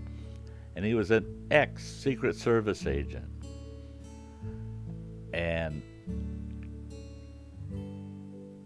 mean as the devil. Mean as the devil. And that school, you were allowed to progress as fast as you wanted, As long as you passed all the exams, you could just keep moving ahead and ahead and ahead. So there was nothing to do but learn. So during my sophomore year, my first year at that private school, I completed everything except 3 credits of I hadn't taken, I can't remember what it was. It was in math. It was calculus or trig or something. My mother could no longer afford the private school. She confronted the public school and they said, yes, we'll take them back. And I thought, this is great. I'll go back, finish my 3 credits up. I'll graduate a year and a half early. I got in that private school and they said, we're not going to honor that in the public school. They said, we're not going to honor all of the private schools' credits. I said, but it matches the state curriculum. They said, yeah, but not the time frame. I said, what's time frame got to do with it? It's got to do with learning, education. They said, not to us. So they took the majority of those credits away from me, and I told them where they could stick their credits, and I quit. I went and got my high school equivalency when I was 47 years old because it was a federal requirement for me to be employed by the federal government, to have a minimum of a high school education. I went and I took the high school equivalency, not the general educational diploma. I took the full high school equivalency, which means you got to write this big long essay and you have to take the full civics exam, and there's like 3 things you had to do above and beyond. I did it all in a day, and they told me, they said, nobody that does it all in a day typically passes. I said, I will. And they said, but you're 47. It's been a long time since you've been in school. You need to freshen up. I said, no, I don't. Well, I passed. I passed quite well with a 96%. So I didn't need that education. I had learned enough. But to have the paper, I had to do it. And then I went to college. In my late 40s. I got my degree in accounting.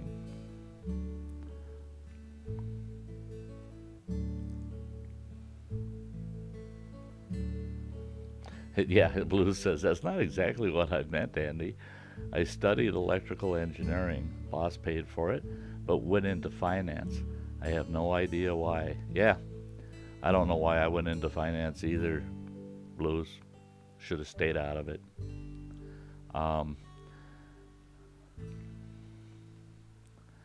Yeah, and Andy says, because that's where life was determined to send you, Blues. Blues says, Sty, gasoline was 39 cents a gallon back then. Not when I was driving. Maybe in your back then, but when I started driving when I was 15 years old, it was 34.9 out in the farm country.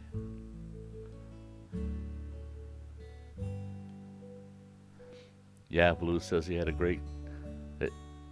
great career, just not much fun. That was me too, Blues.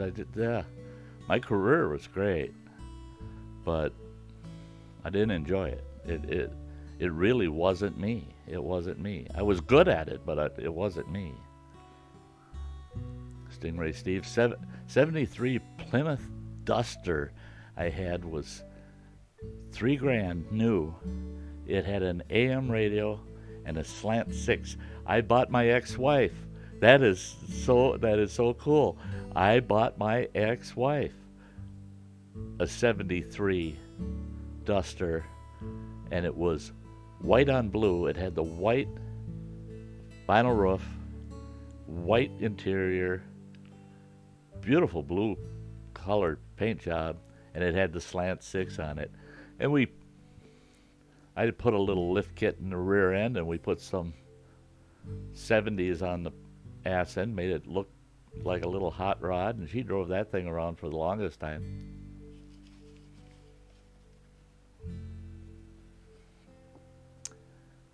Andy says, bit like my son up until he started his job on the docks. He was lead salesman for VW in the UK. He makes about half of what he used to, but so much happier and calmed in himself. Yeah, too much like his dad, made to bend his back, not his head.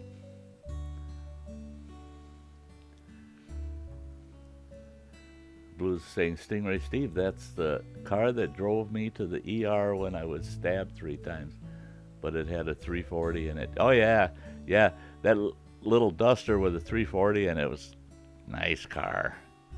Yeah, I wouldn't have trusted my old lady in that car with a 340 in it.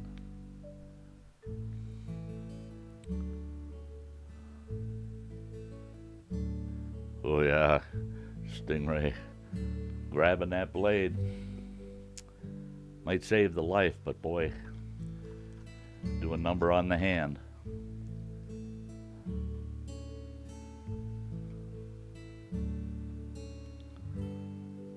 That's it.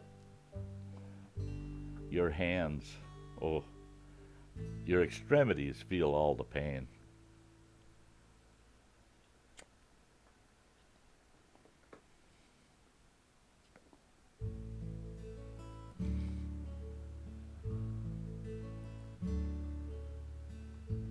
Yes, Stingray saying that's good. I've seen some pretty bad ones when I worked at the jail.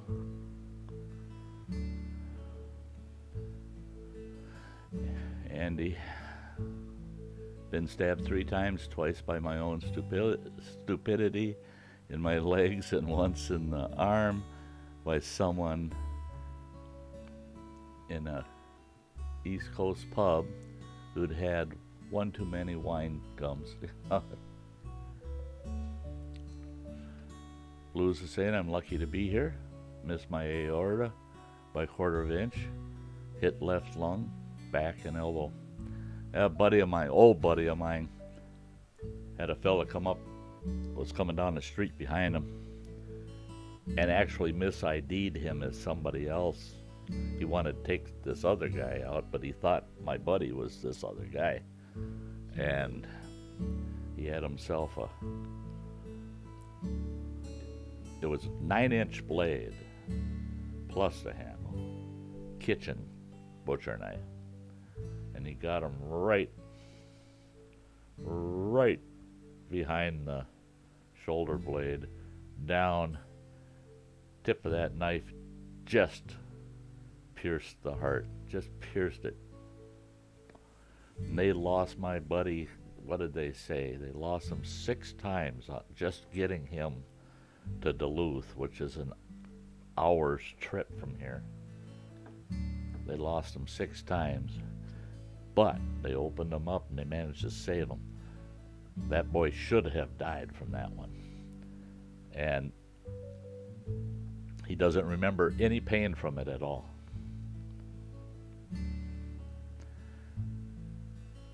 What he remembers is the pain, the recovery pain. Because, yeah, they had to crack him open right away, get in there, repair the heart, and I mean, it was I'm amazed they saved him.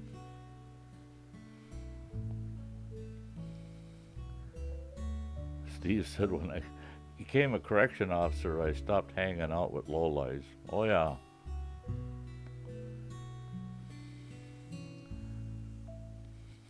Blue says, I hear you, Steve. I thank God every day for that Duster. We ran 100+ miles an hour down a main road with me bleeding and blowing blood bubbles out of my lung. Oh, yeah.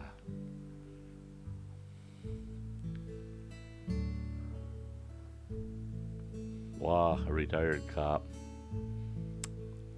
That's nuts.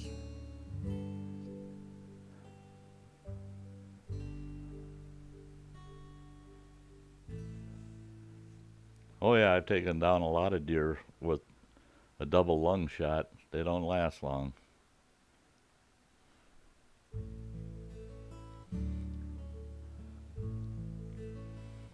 Plano Chuck says, my first car was a 73 340 Duster, black and white stripes, Yeah.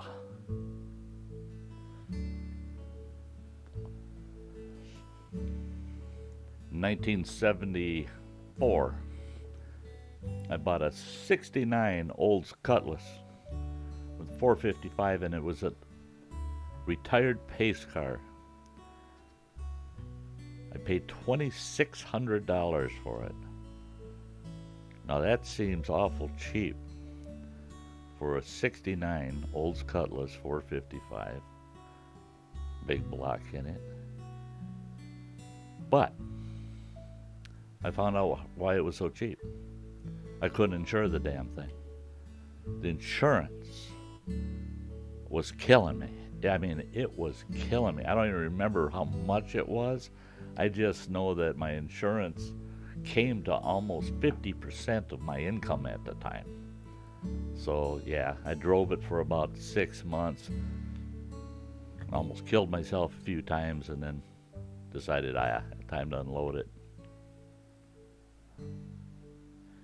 Blue says, yeah, he was kicked off the department a bit earlier. He finally got his, though. They should have given me a medal. Yeah.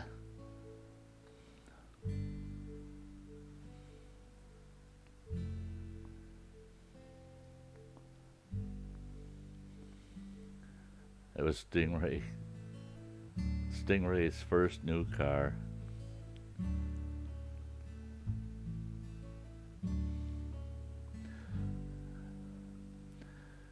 Yeah, Rod Markins.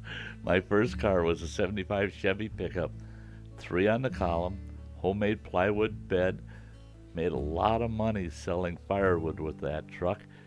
Awesome. I had a 56 Ford 3/4 ton. Um, and I made a ton of money hauling stuff with that truck. Yeah, mine wasn't very pretty. Yeah, I've had a lot of vehicles with 3 on the tree over the years. Yeah, those Dusters were sharp cars.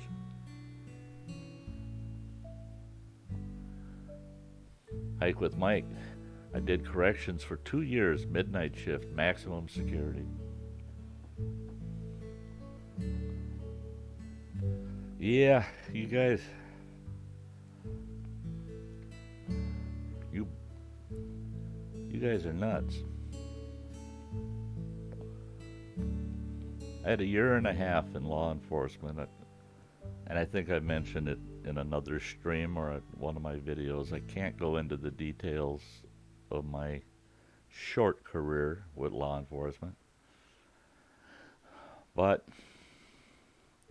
there are bad cops. Some are more than good cops. I mean, the best cops. But I tell you what, the line I was in was too violent. Too violent. Took me down a violent road. I can't share it, but I can share that I got the highest respect for correction officers, got the highest respect for field officers that are in high risk law enforcement. Yeah. And I've had people say, oh, well, all law enforcement's high risk. Every officer is standing at risk. Well, law enforcement's just like the military. Every different level of law enforcement has its own unique risks. And some are, it's not that the risk is any greater. It's just more probable in certain levels of law enforcement.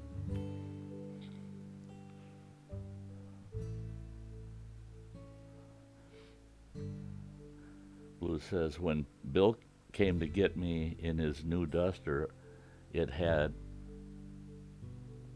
I think it was white leather seats. I insisted he toss a towel down. I didn't want to bloody up his new car. Yeah, my ex-wife's Duster. If you had a bloody nose, she'd tell you don't get within 10 feet of my car. You can stand out there and bleed to death. Yeah. I would have had to have muzzled her to get you to the hospital. Put you in her Nice white leather seat interior. Stingray says my first car was my dad's F85 Cutlass 350 four-door. I put Kragers on it. Had it painted orange. LOL.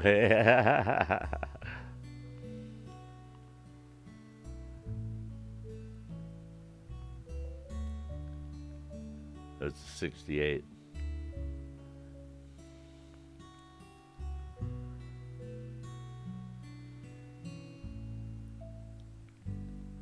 Let's see here.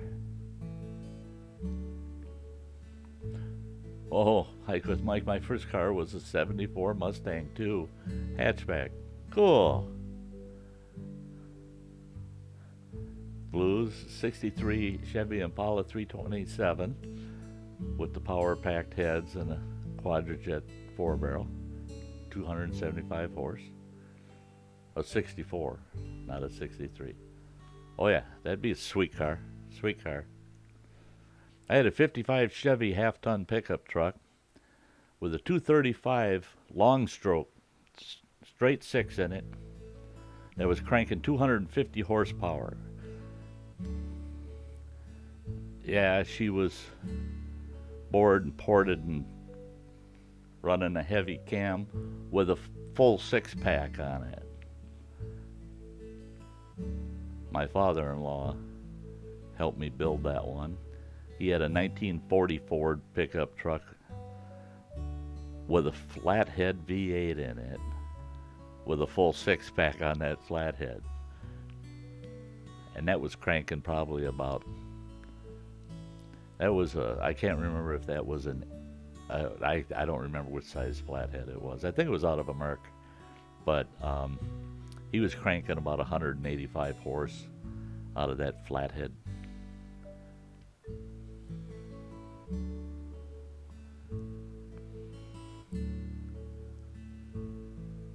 And he says, my first car was a British piece of shit. Ran like a bag of spanners and used nigh on as much oil as petrol. That's good. Yeah. I've had a couple oil burners where, yeah, I carried 2-3 gallon jugs of oil in the trunk.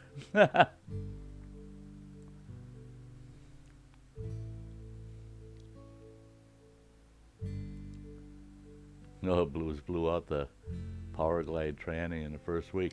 I had a 65 Chevy Bel Air, had the old Power Glide in it, and that car got kind of left at a friend of mine's. He called me one day in the, oh man, yeah, that was a 65 Bel Air.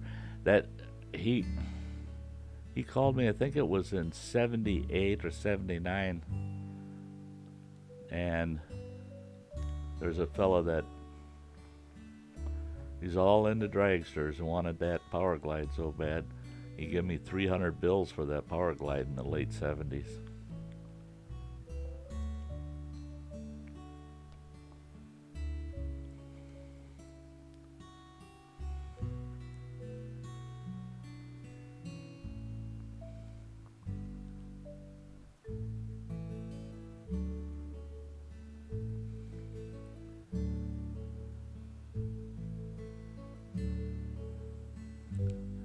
Blue says, Steve, I don't see how you guys deal with that all day long. I have lots of cop friends, and they put up with way too much for what they get paid. Oh, yeah.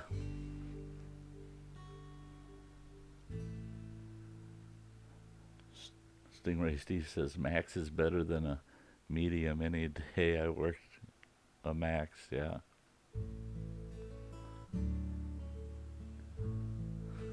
Yeah, check the gas and fill up the oil.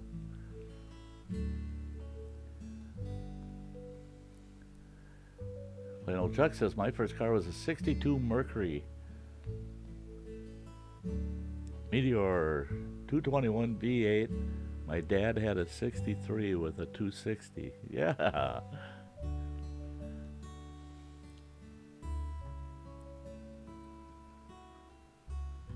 Yeah, I know troopers get it a lot in New York. Hike with Mike, in my opinion, the most stressful job and underpaid job is EMTs. What a stressful job. Oh, yeah. I drove ambulance for a few years, and they kept telling me, we want you EMT certified. I said, no, I'll drive. I was on the fire department. I was a first responder, had all my first responder training. So I could assist to a degree, but I wasn't an EMT. I didn't want the certification. Those guys, Mike, you are so hitting the nail right on the head there. It is. And in our neck of the woods, we have volunteer ambulance services up here. In Ashland, we have full-time fire department and ambulance crew. It's full-time. They sleep at the garage.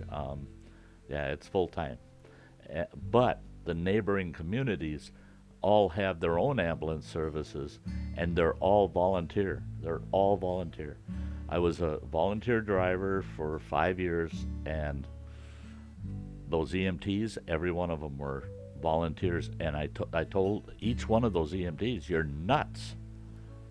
What you got to do for a stipend, they got $15 per call is their stipend. How they could do it, I don't know. Yeah, Rod's saying the same thing I am. Yeah, that's the truth. Hey, Stingray Steve, we had a Pinto when my kids were little, and my ex and I were running late. We had to get home, and we had a babysitter watching the little ones, and I'm flying down these backwoods country roads, and I was on a road I wasn't familiar with, and there was a railroad crossing, and I saw the railroad crossing sign. Didn't think twice of it. I hit that doing about 60 in that Pinto. My Pinto broke in half right behind the door, straight across to the passenger door. The unibody busted in half, and my Pinto folded up, and I'm going dragging its belly down the dang road in that Pinto hatchback. Oh, that was hilarious. I got it home. That's as far as she went, though. Yeah, and them gremlins, they were odd looking. Never had a gremlin, though. But I did have a Pinto, and I had a Vega, Chevy Vega station wagon. I sold it to a guy, and I was driving that thing from northern Wisconsin down to Minneapolis, St. Paul, all the time, zipping back and forth to the Twin Cities. Sold it to a guy. The day after he bought it, he's driving through Ashland here with it. Blows a ball joint. A front wheel folds up on that sucker, and he spun that car about 6 times. And cops gave him a ticket. Oh, yeah. It was pretty funny.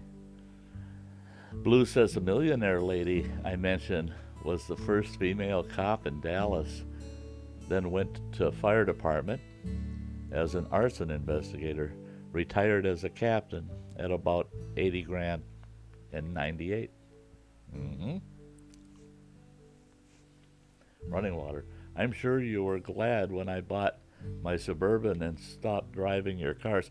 Oh yeah, running water. Those are some stories of their own. I tell you what, running water, when he scratched enough money together to buy his own truck for a change, got him this Suburban. He drove one of my cars right through the side of a house. The brakes went out on it, and he panicked. Well, I don't fault him because he was real green at driving at the time. I mean, this kid just got his license,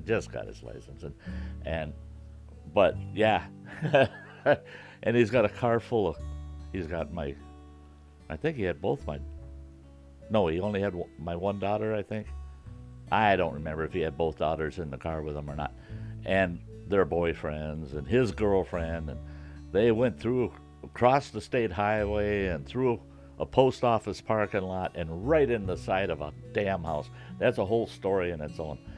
And then he had another one of my cars, washboard gravel road, and it got out of control on him, and all he did was run over some guy's bush on the end of his driveway. And holy smokes, the cops, I had a heck of a time. Good thing I knew the tribal, it was on tribal land to make it worse, but I knew the tribal attorney real well, and we got that down to like $130 for that fine. But the hit in the house was a bad one because the dang car wasn't insured, so I had to pay that guy out of my pocket. Yeah, I was real glad when Running Water got his own truck. He was too much like his old man, you know. I should have known better than let him drive anything of mine. Stingray says, my friend still has his Riviera from the 70s. I'm not sure what year, but the headlight opened up, and it was real cool. Oh, yeah. Power headlights, yeah. That's what a couple of my old Lincoln Continentals had, those power headlights. Rod says, gotta jump off, guys. Good talking, all of you. Got a long day tomorrow. Peace, love, and long life to you all. You too, Rod. Great to have you here. Always great to have you here. Stingray says, Running Water had a Suburban. It was $900. Had a valve tap and burned oil. I had to put a cookie sheet because there was a big hole in the floor. Used to load it up and sell at the flea market. Cool. Yeah, Running Waters was kind of a maroon colored thing. And I think, if I remember right, Running Water, didn't you pay $500 for that? Yeah, it was a big rig. Yeah, 4-wheel drive.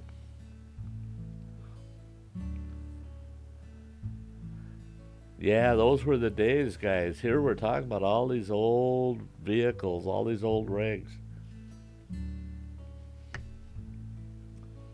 And it makes me stop and think about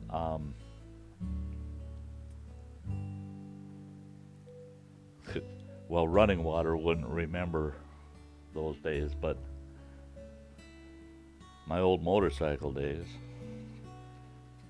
I think we'll save that for another night. Oh yeah, $600 because it didn't have a battery. Yeah, it seems to me we went up there to pick it up, and then we found out there's no battery, and we had to get a battery for it, right?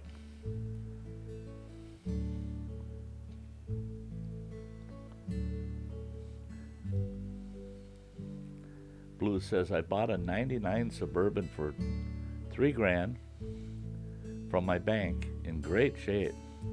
Drive 360 miles in a year and sold it because I preferred my Jeep. Wish I had it back now, but I made $900 on it. Those are the kind of deals where you go, yeah, that worked out. Hey, I've had 1, 2, 3, 4. I've had 4 Jeeps over the years. I had 47 Willys Jeep when I was out in Montana. And then I had what year was that? I can't remember the year anymore. But I had a Jeep pickup. I only had that for about a year. And that was a deal where I got it on the cheap, turned around, and I think I made $800-900 on that one when I sold that one, like Blues did on his Suburban. And then I had an '88 Cherokee Sport Loved that Jeep. Loved it. Boy, did I put a lot of miles on that. And I got that bugger. I got that bugger dirt cheap. I think I paid $1,000 for it, and it only had, I think, 52,000 miles on it, and there wasn't a spot of rust on that whole Jeep. But I killed it. I killed that Jeep. I mean, many years of hard pounding out in the barrens up here. And then I got myself a 96 Cherokee. And I drove that to death too. But that one I got dirt cheap. I got that Jeep for, you won't believe it, $150, and I drove it for 3 years. And I didn't stick any money into it in 3 years. And finally it blew the water pump in the worst of places and ended up overheating, blowing a head gasket. A couple of other things went to pot on it all at the same time, and I figured it out. It cost me 4 times as much as I paid for the thing to repair it, so I just scrapped it. Mike says, I had a friend in high school. His dad owned a small used car dealership. He drove around in a funeral hearse. He was the coolest kid in school. I bet, yeah. I had an old high school, but, well, we knew each other for years, but through school, but then we became actual buddies in high school. And he had an old hearse, but his was ancient. It was a, what the heck year was it? I think it was a 1955, 56 Packard hearse. And he had built his own coffin. Built it from scratch, and boy, was that thing sweet. I would have liked to have been buried in that thing. And he drove around with that coffin in the back of that hearse with the curtains open all the time. Freaked people right out. The cops never figured it out. Well, it had a carriage that came out. You could come out the side door with it, or you could come straight out the tailgate. The back door on it swung to the side. Great big heavy doors. And you could slide that casket all the way out. Well, the cops never figured it out. You open that casket up, and he had turned that casket into a wet bar, and it had just beautiful lined ice chest in it. Stick all your beers in there. It had a compartment with all the accessories, glasses, and all that stuff. They're all plastic glasses and stuff. And then another section with all the bottle holders for all of the top shelf booze. And that's what the casket was for.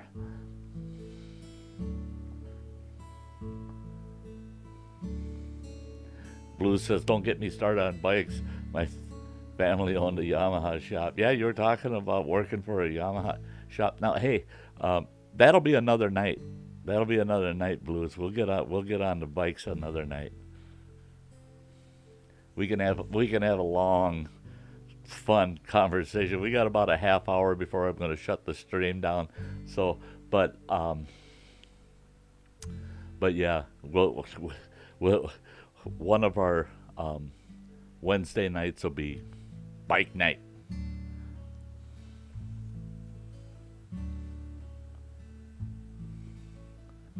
Running water, yeah. Ran to Duluth for battery. It was the 77 GMC Suburban 2500. Was a good beater. Yeah, it was a beater. It was definitely a beater truck. But it was a good beater, and and I told him, I said, yeah, we're gonna look at it, but if it's not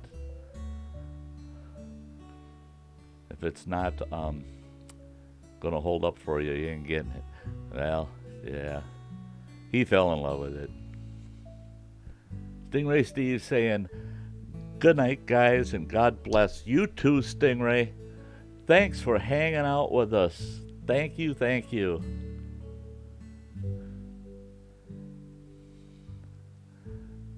And Blues says, I still have 2 Grand Cherokees, a 97 6-cylinder bought new, and a 2007 Limited with a 5.7.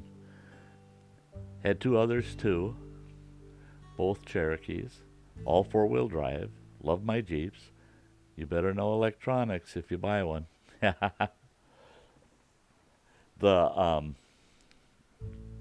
Yeah, both of mine had the straight 6 in them. Tough motor. Oh man, is that a tough motor.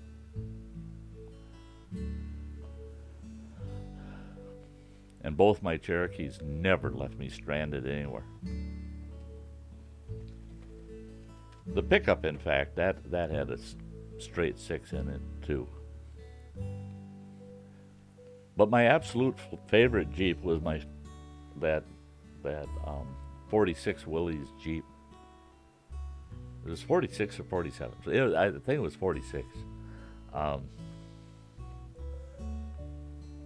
that out in Montana, and boy did I take that on some backcountry roads.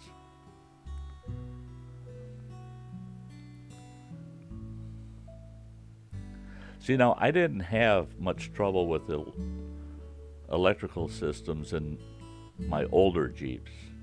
The 88, I never had any trouble with the electrical system in it at all. The 96 we had a few issues with.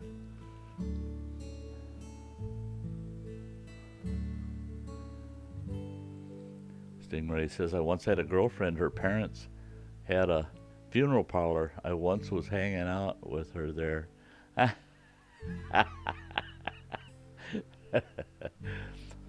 When I had pizza joint back in the late 70s, mid 70s, where I met my ex-wife, we had a patron that he was my brother's age, so he was about 5 years older than I am. And he inherited the family funeral parlor. And he would come in. We had a deal. We had a gentleman's agreement. I closed the pizza joint at 2 a.m. If you didn't have your order in by 2 a.m., you weren't getting a pizza. Well, he would call me on the night that he would want a pizza, and I always knew it was him. And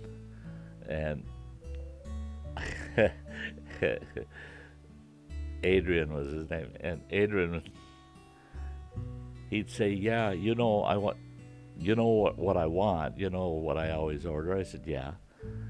And he says, is it all right if I come in at my usual time? I said, yeah, we'll let you in. Well, he'd show up. Usually everybody was chased out of the place, and it was locked up by 2:30, 2:45. Well, he'd come in right at 2:45, and I'd let him in, and he'd have the whole front of the restaurant to himself with his pizza, and we'd clean up around him. And it was because he didn't want to. He said that it drives customers away for him to go in a restaurant. Didn't bother me as long as he didn't bring any of his clients with him.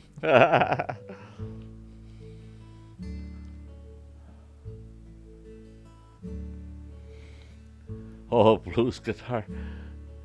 Hey, I said bike night will be another night. I had a Bull Taco. One of the best dirt bikes I ever had. Never had an Osa. Bull Taco, yeah.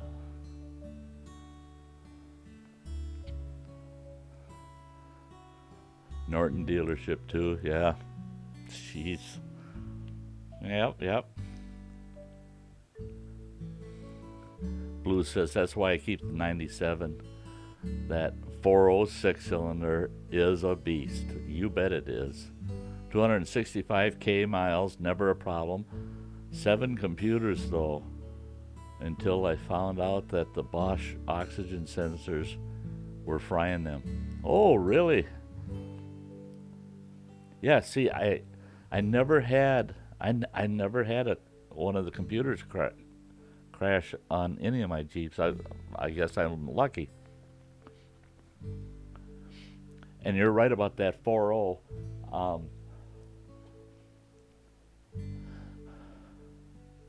The 88 had 315,000 on it, and I sold it to a guy for $250.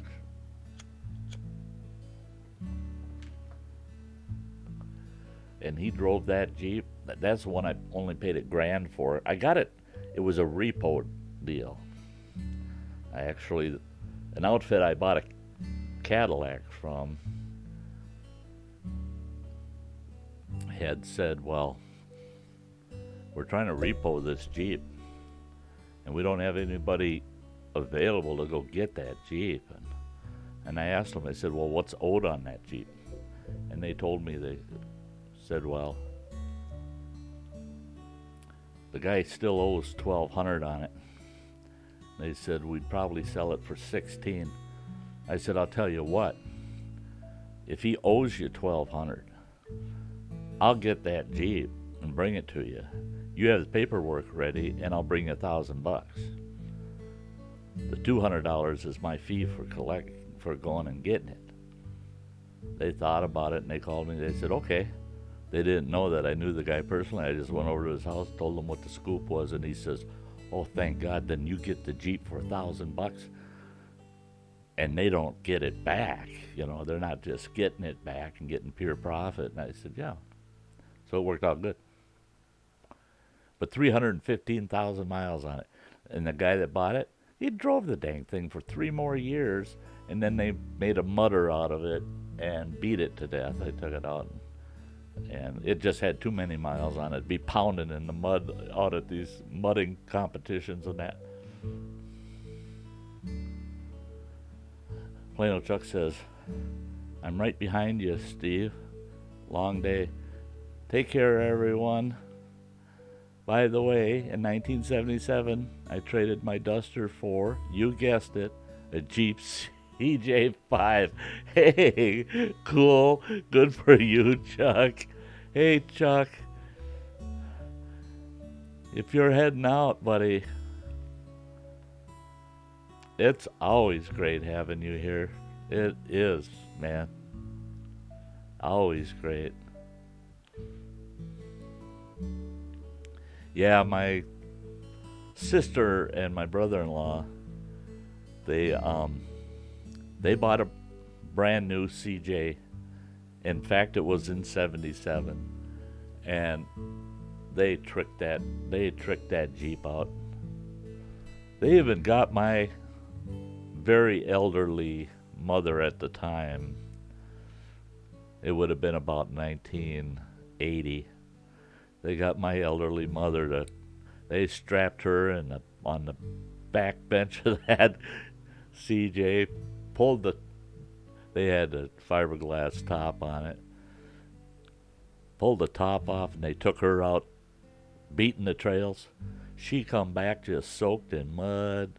They were just, they all looked like they were dipped in chocolate. My elderly mother was thrilled. She was just absolutely thrilled. That was the ride of her life, she said.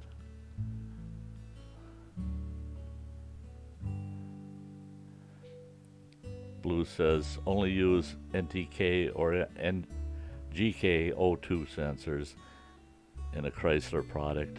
We figured it out on the Jeep forums over a period of years. You know, isn't that a bummer though, when you find something it's a brand weakness, you know, like that, an issue like that, and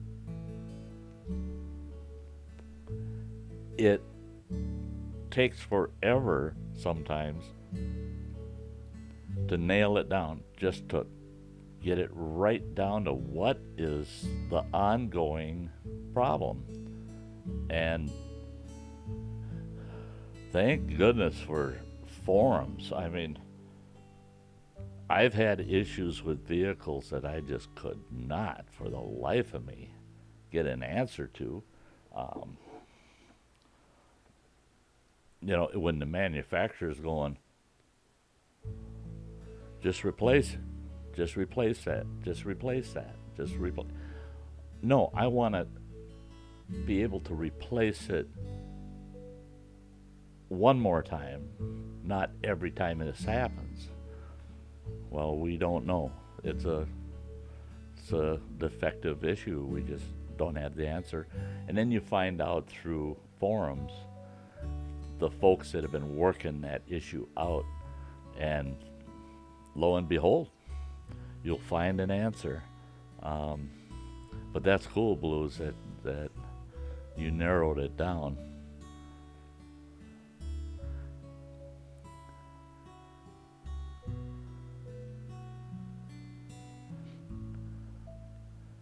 Yeah, there's.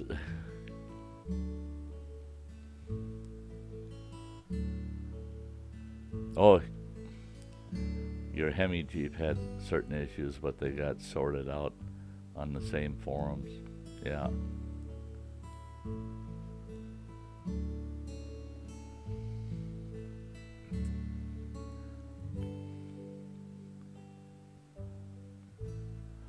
Yeah, Jeep guys are, well, it's like a religion. You ain't kidding.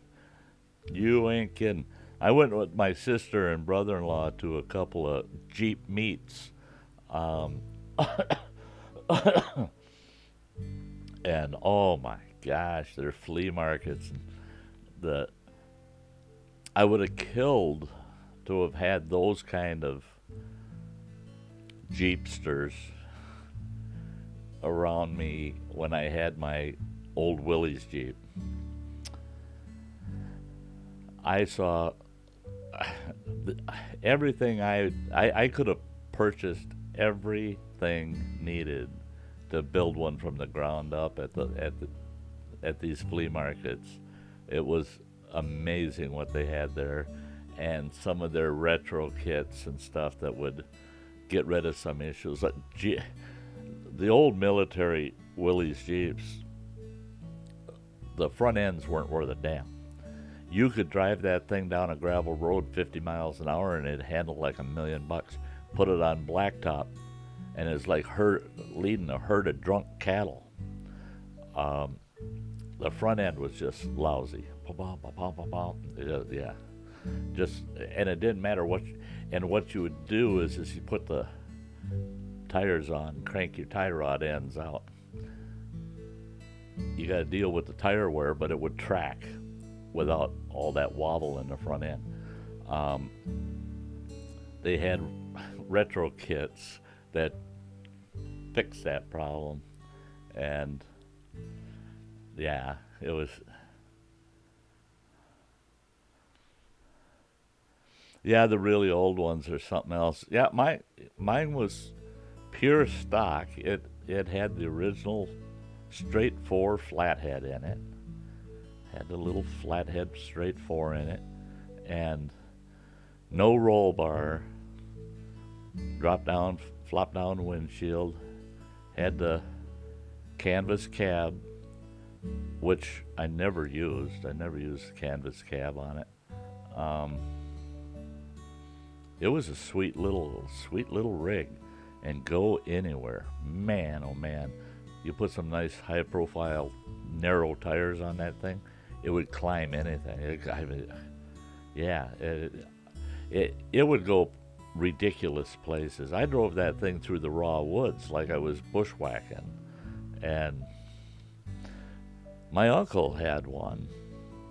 Um, in fact, the one he had, um, he purchased it brand new after the Korean engagement. He was in the Korean War, and he managed to purchase one brand new. And hey Trent, good to see ya. Yeah, we're still gonna go for another 20 minutes at least here. Good to see you, Trent. Nice that you stopped in. But yeah, he had that Jeep rigged up just sweet, and he towed it behind this big custom built Ford 1 ton pickup truck that he had custom built. Cost him an arm and a leg. Well, he had friends, big friends, with Ford, and the V8 was built to his specifications. Transmission was built to his specifications. The tranny was actually built in Canada. And anyway, he custom built this big 1 ton truck that had a 14-foot over the cab camper in it, and that thing hung out the tail end of that truck. I think it was a total of 4 feet hanging out over the tail end of that truck, past where the tailgate would mount. But he pulled that Jeep behind it, and he traveled all over the country with it. Well, he had both forward and back winch on that Jeep, and he had some pictures, I wish I could get my hands on them, of him winching that Jeep up a mountainside that was nearly vertical. And the places he would take that Jeep is absolutely ridiculous. He took it places where a lot of people wouldn't hike.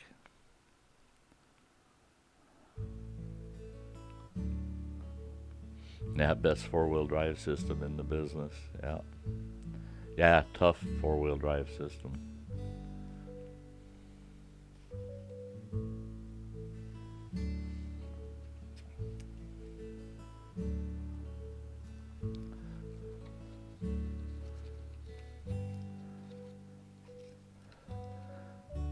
Well, yeah, I don't know what everybody else's plans are for their weekend. I've got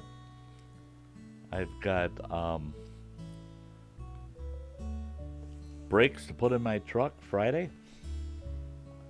I'm not looking outside. I can't see outside from where I'm sitting. But boy, I can hear the wind blowing, and it just sounds like winter out there. It's supposed to snow all night. But it should all be gone. It's supposed to be almost 60 degrees on Friday, so hopefully it'll dry out enough I can work on my truck. Get my truck fixed this Friday, get out in the woods for a day or so. The Blue says, you know why Jeeps have tow hooks on the front?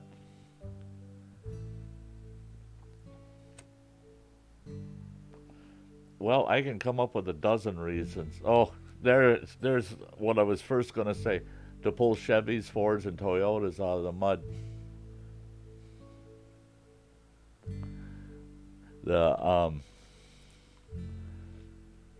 I was going to say that's so they can pull the rig in front of them out of their way so they can get through. Because, like my uncle always said, he always said that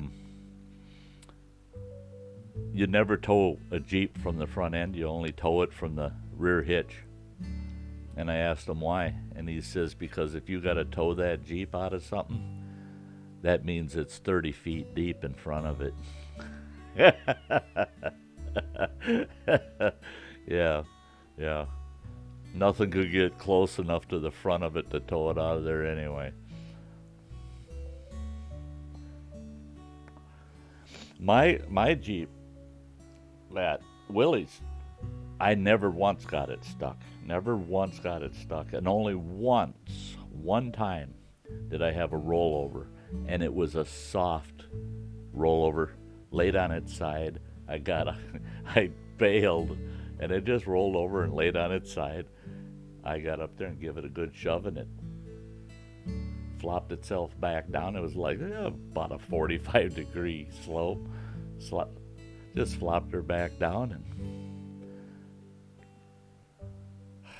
Armstrong the wheels around on it to the downhill side, and put her in granny, and just walked it right down off that hill. But that was a little scary when it laid on its side, because that Jeep didn't have no roll bar, and the windshield was laid flat on the hood. So if it would have gone over, it would have pancaked old Sty right underneath it.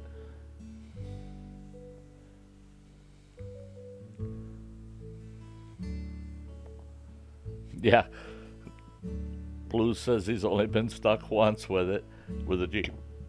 Excuse me. Had to use a tractor to get it out. Yeah,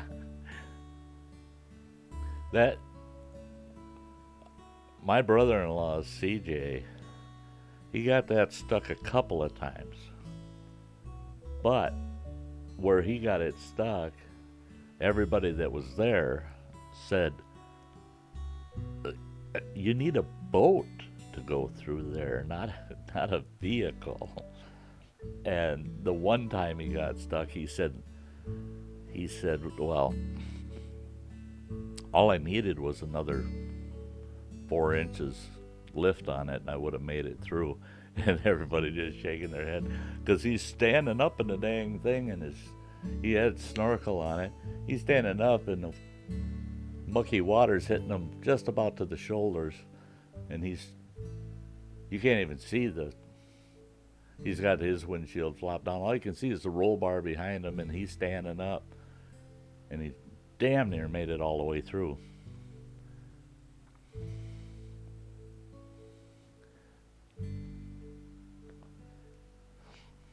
Yeah, it's fun. Um, it's a hobby I don't get into anymore. Those are my younger days. I had an old Mercury station wagon I took to a mudding event, and I drove that thing through the woods, following all these four-wheel drives out to this one gravel pit in this big mud hole. And I come flying off the top of the hill with that old, I think it was a '68 Mercury station wagon, and I had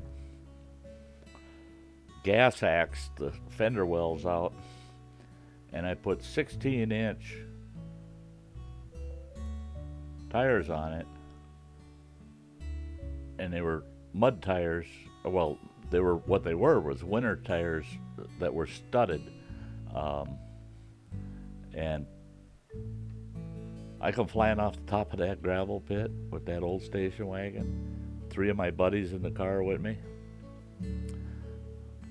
We had imbibed a little too much.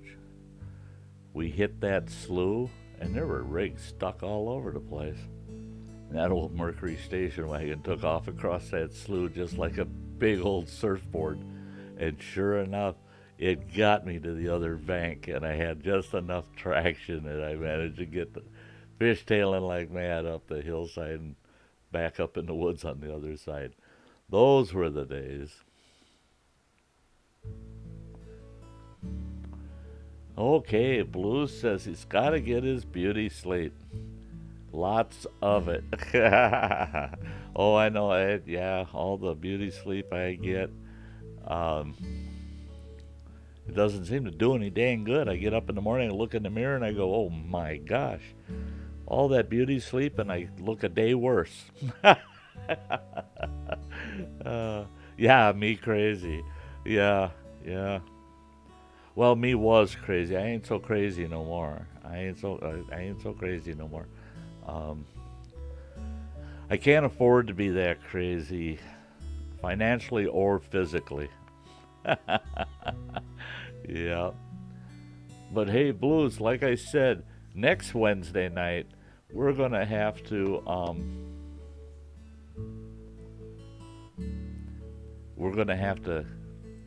get on the motorcycles a little bit. I haven't had a lot of different bikes. I've had many, all in the same class, half a dozen different types, brands. So yeah, we could have a good conversation on that. And Blues is saying, I'm more comfortable on the water than on land. I'm comfortable on the water. I love it on the water. Just love it. And I love it on the land as long as there ain't nobody else around. I love getting out on the land, out in the middle of nowhere.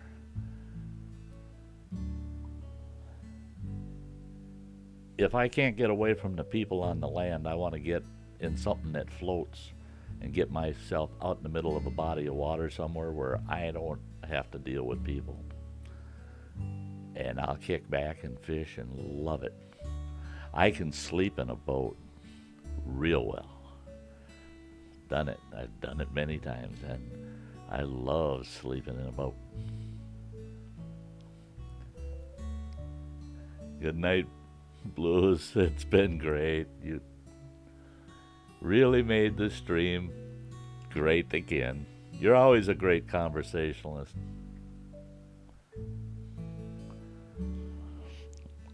Well, we're there, folks.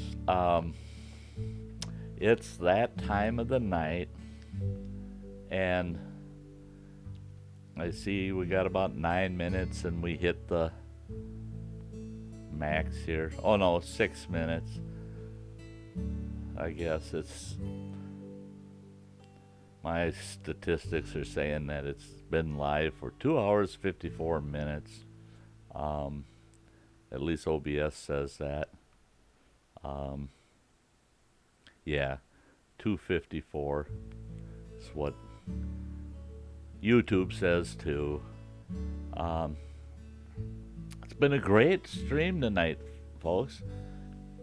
It's been great having you all here. I hope to see you all on Sunday. Tomorrow is that super long video I'm posting. It'll be up at 7 o'clock tomorrow morning. Yeah, and like I forewarned everybody, it's an hour and 18 minutes long. You don't have to watch the whole thing if you just can't squeeze that much time into it. Watch it in pieces, or watch the beginning and watch the end. You'll get the gist of it. But it was a great hike up to the top of Old Baldy, St. Peter's Dome.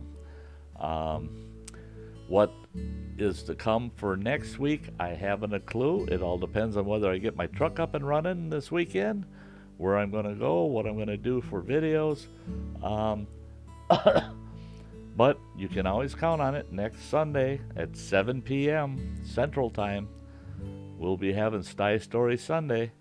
And I'm glad enough folks showed up tonight. You're keeping, you're keeping my faith up in all of you. I will keep these streams going, these Wednesday night ones. I know there's a lot of competition out there, but if you get the chance, share this out to your friends, and let's get some more folks in the house. That'd be great. That'd be absolutely great. And if you haven't, hit the thumbs up on the way out the door. And I think with that, we're going to be shutting her down, folks. And again, thank you all for being here. And we'll see you all soon, I'm sure. Let's see. There we go. And we'll catch you later. You all have a good night and a good weekend. A really fun one.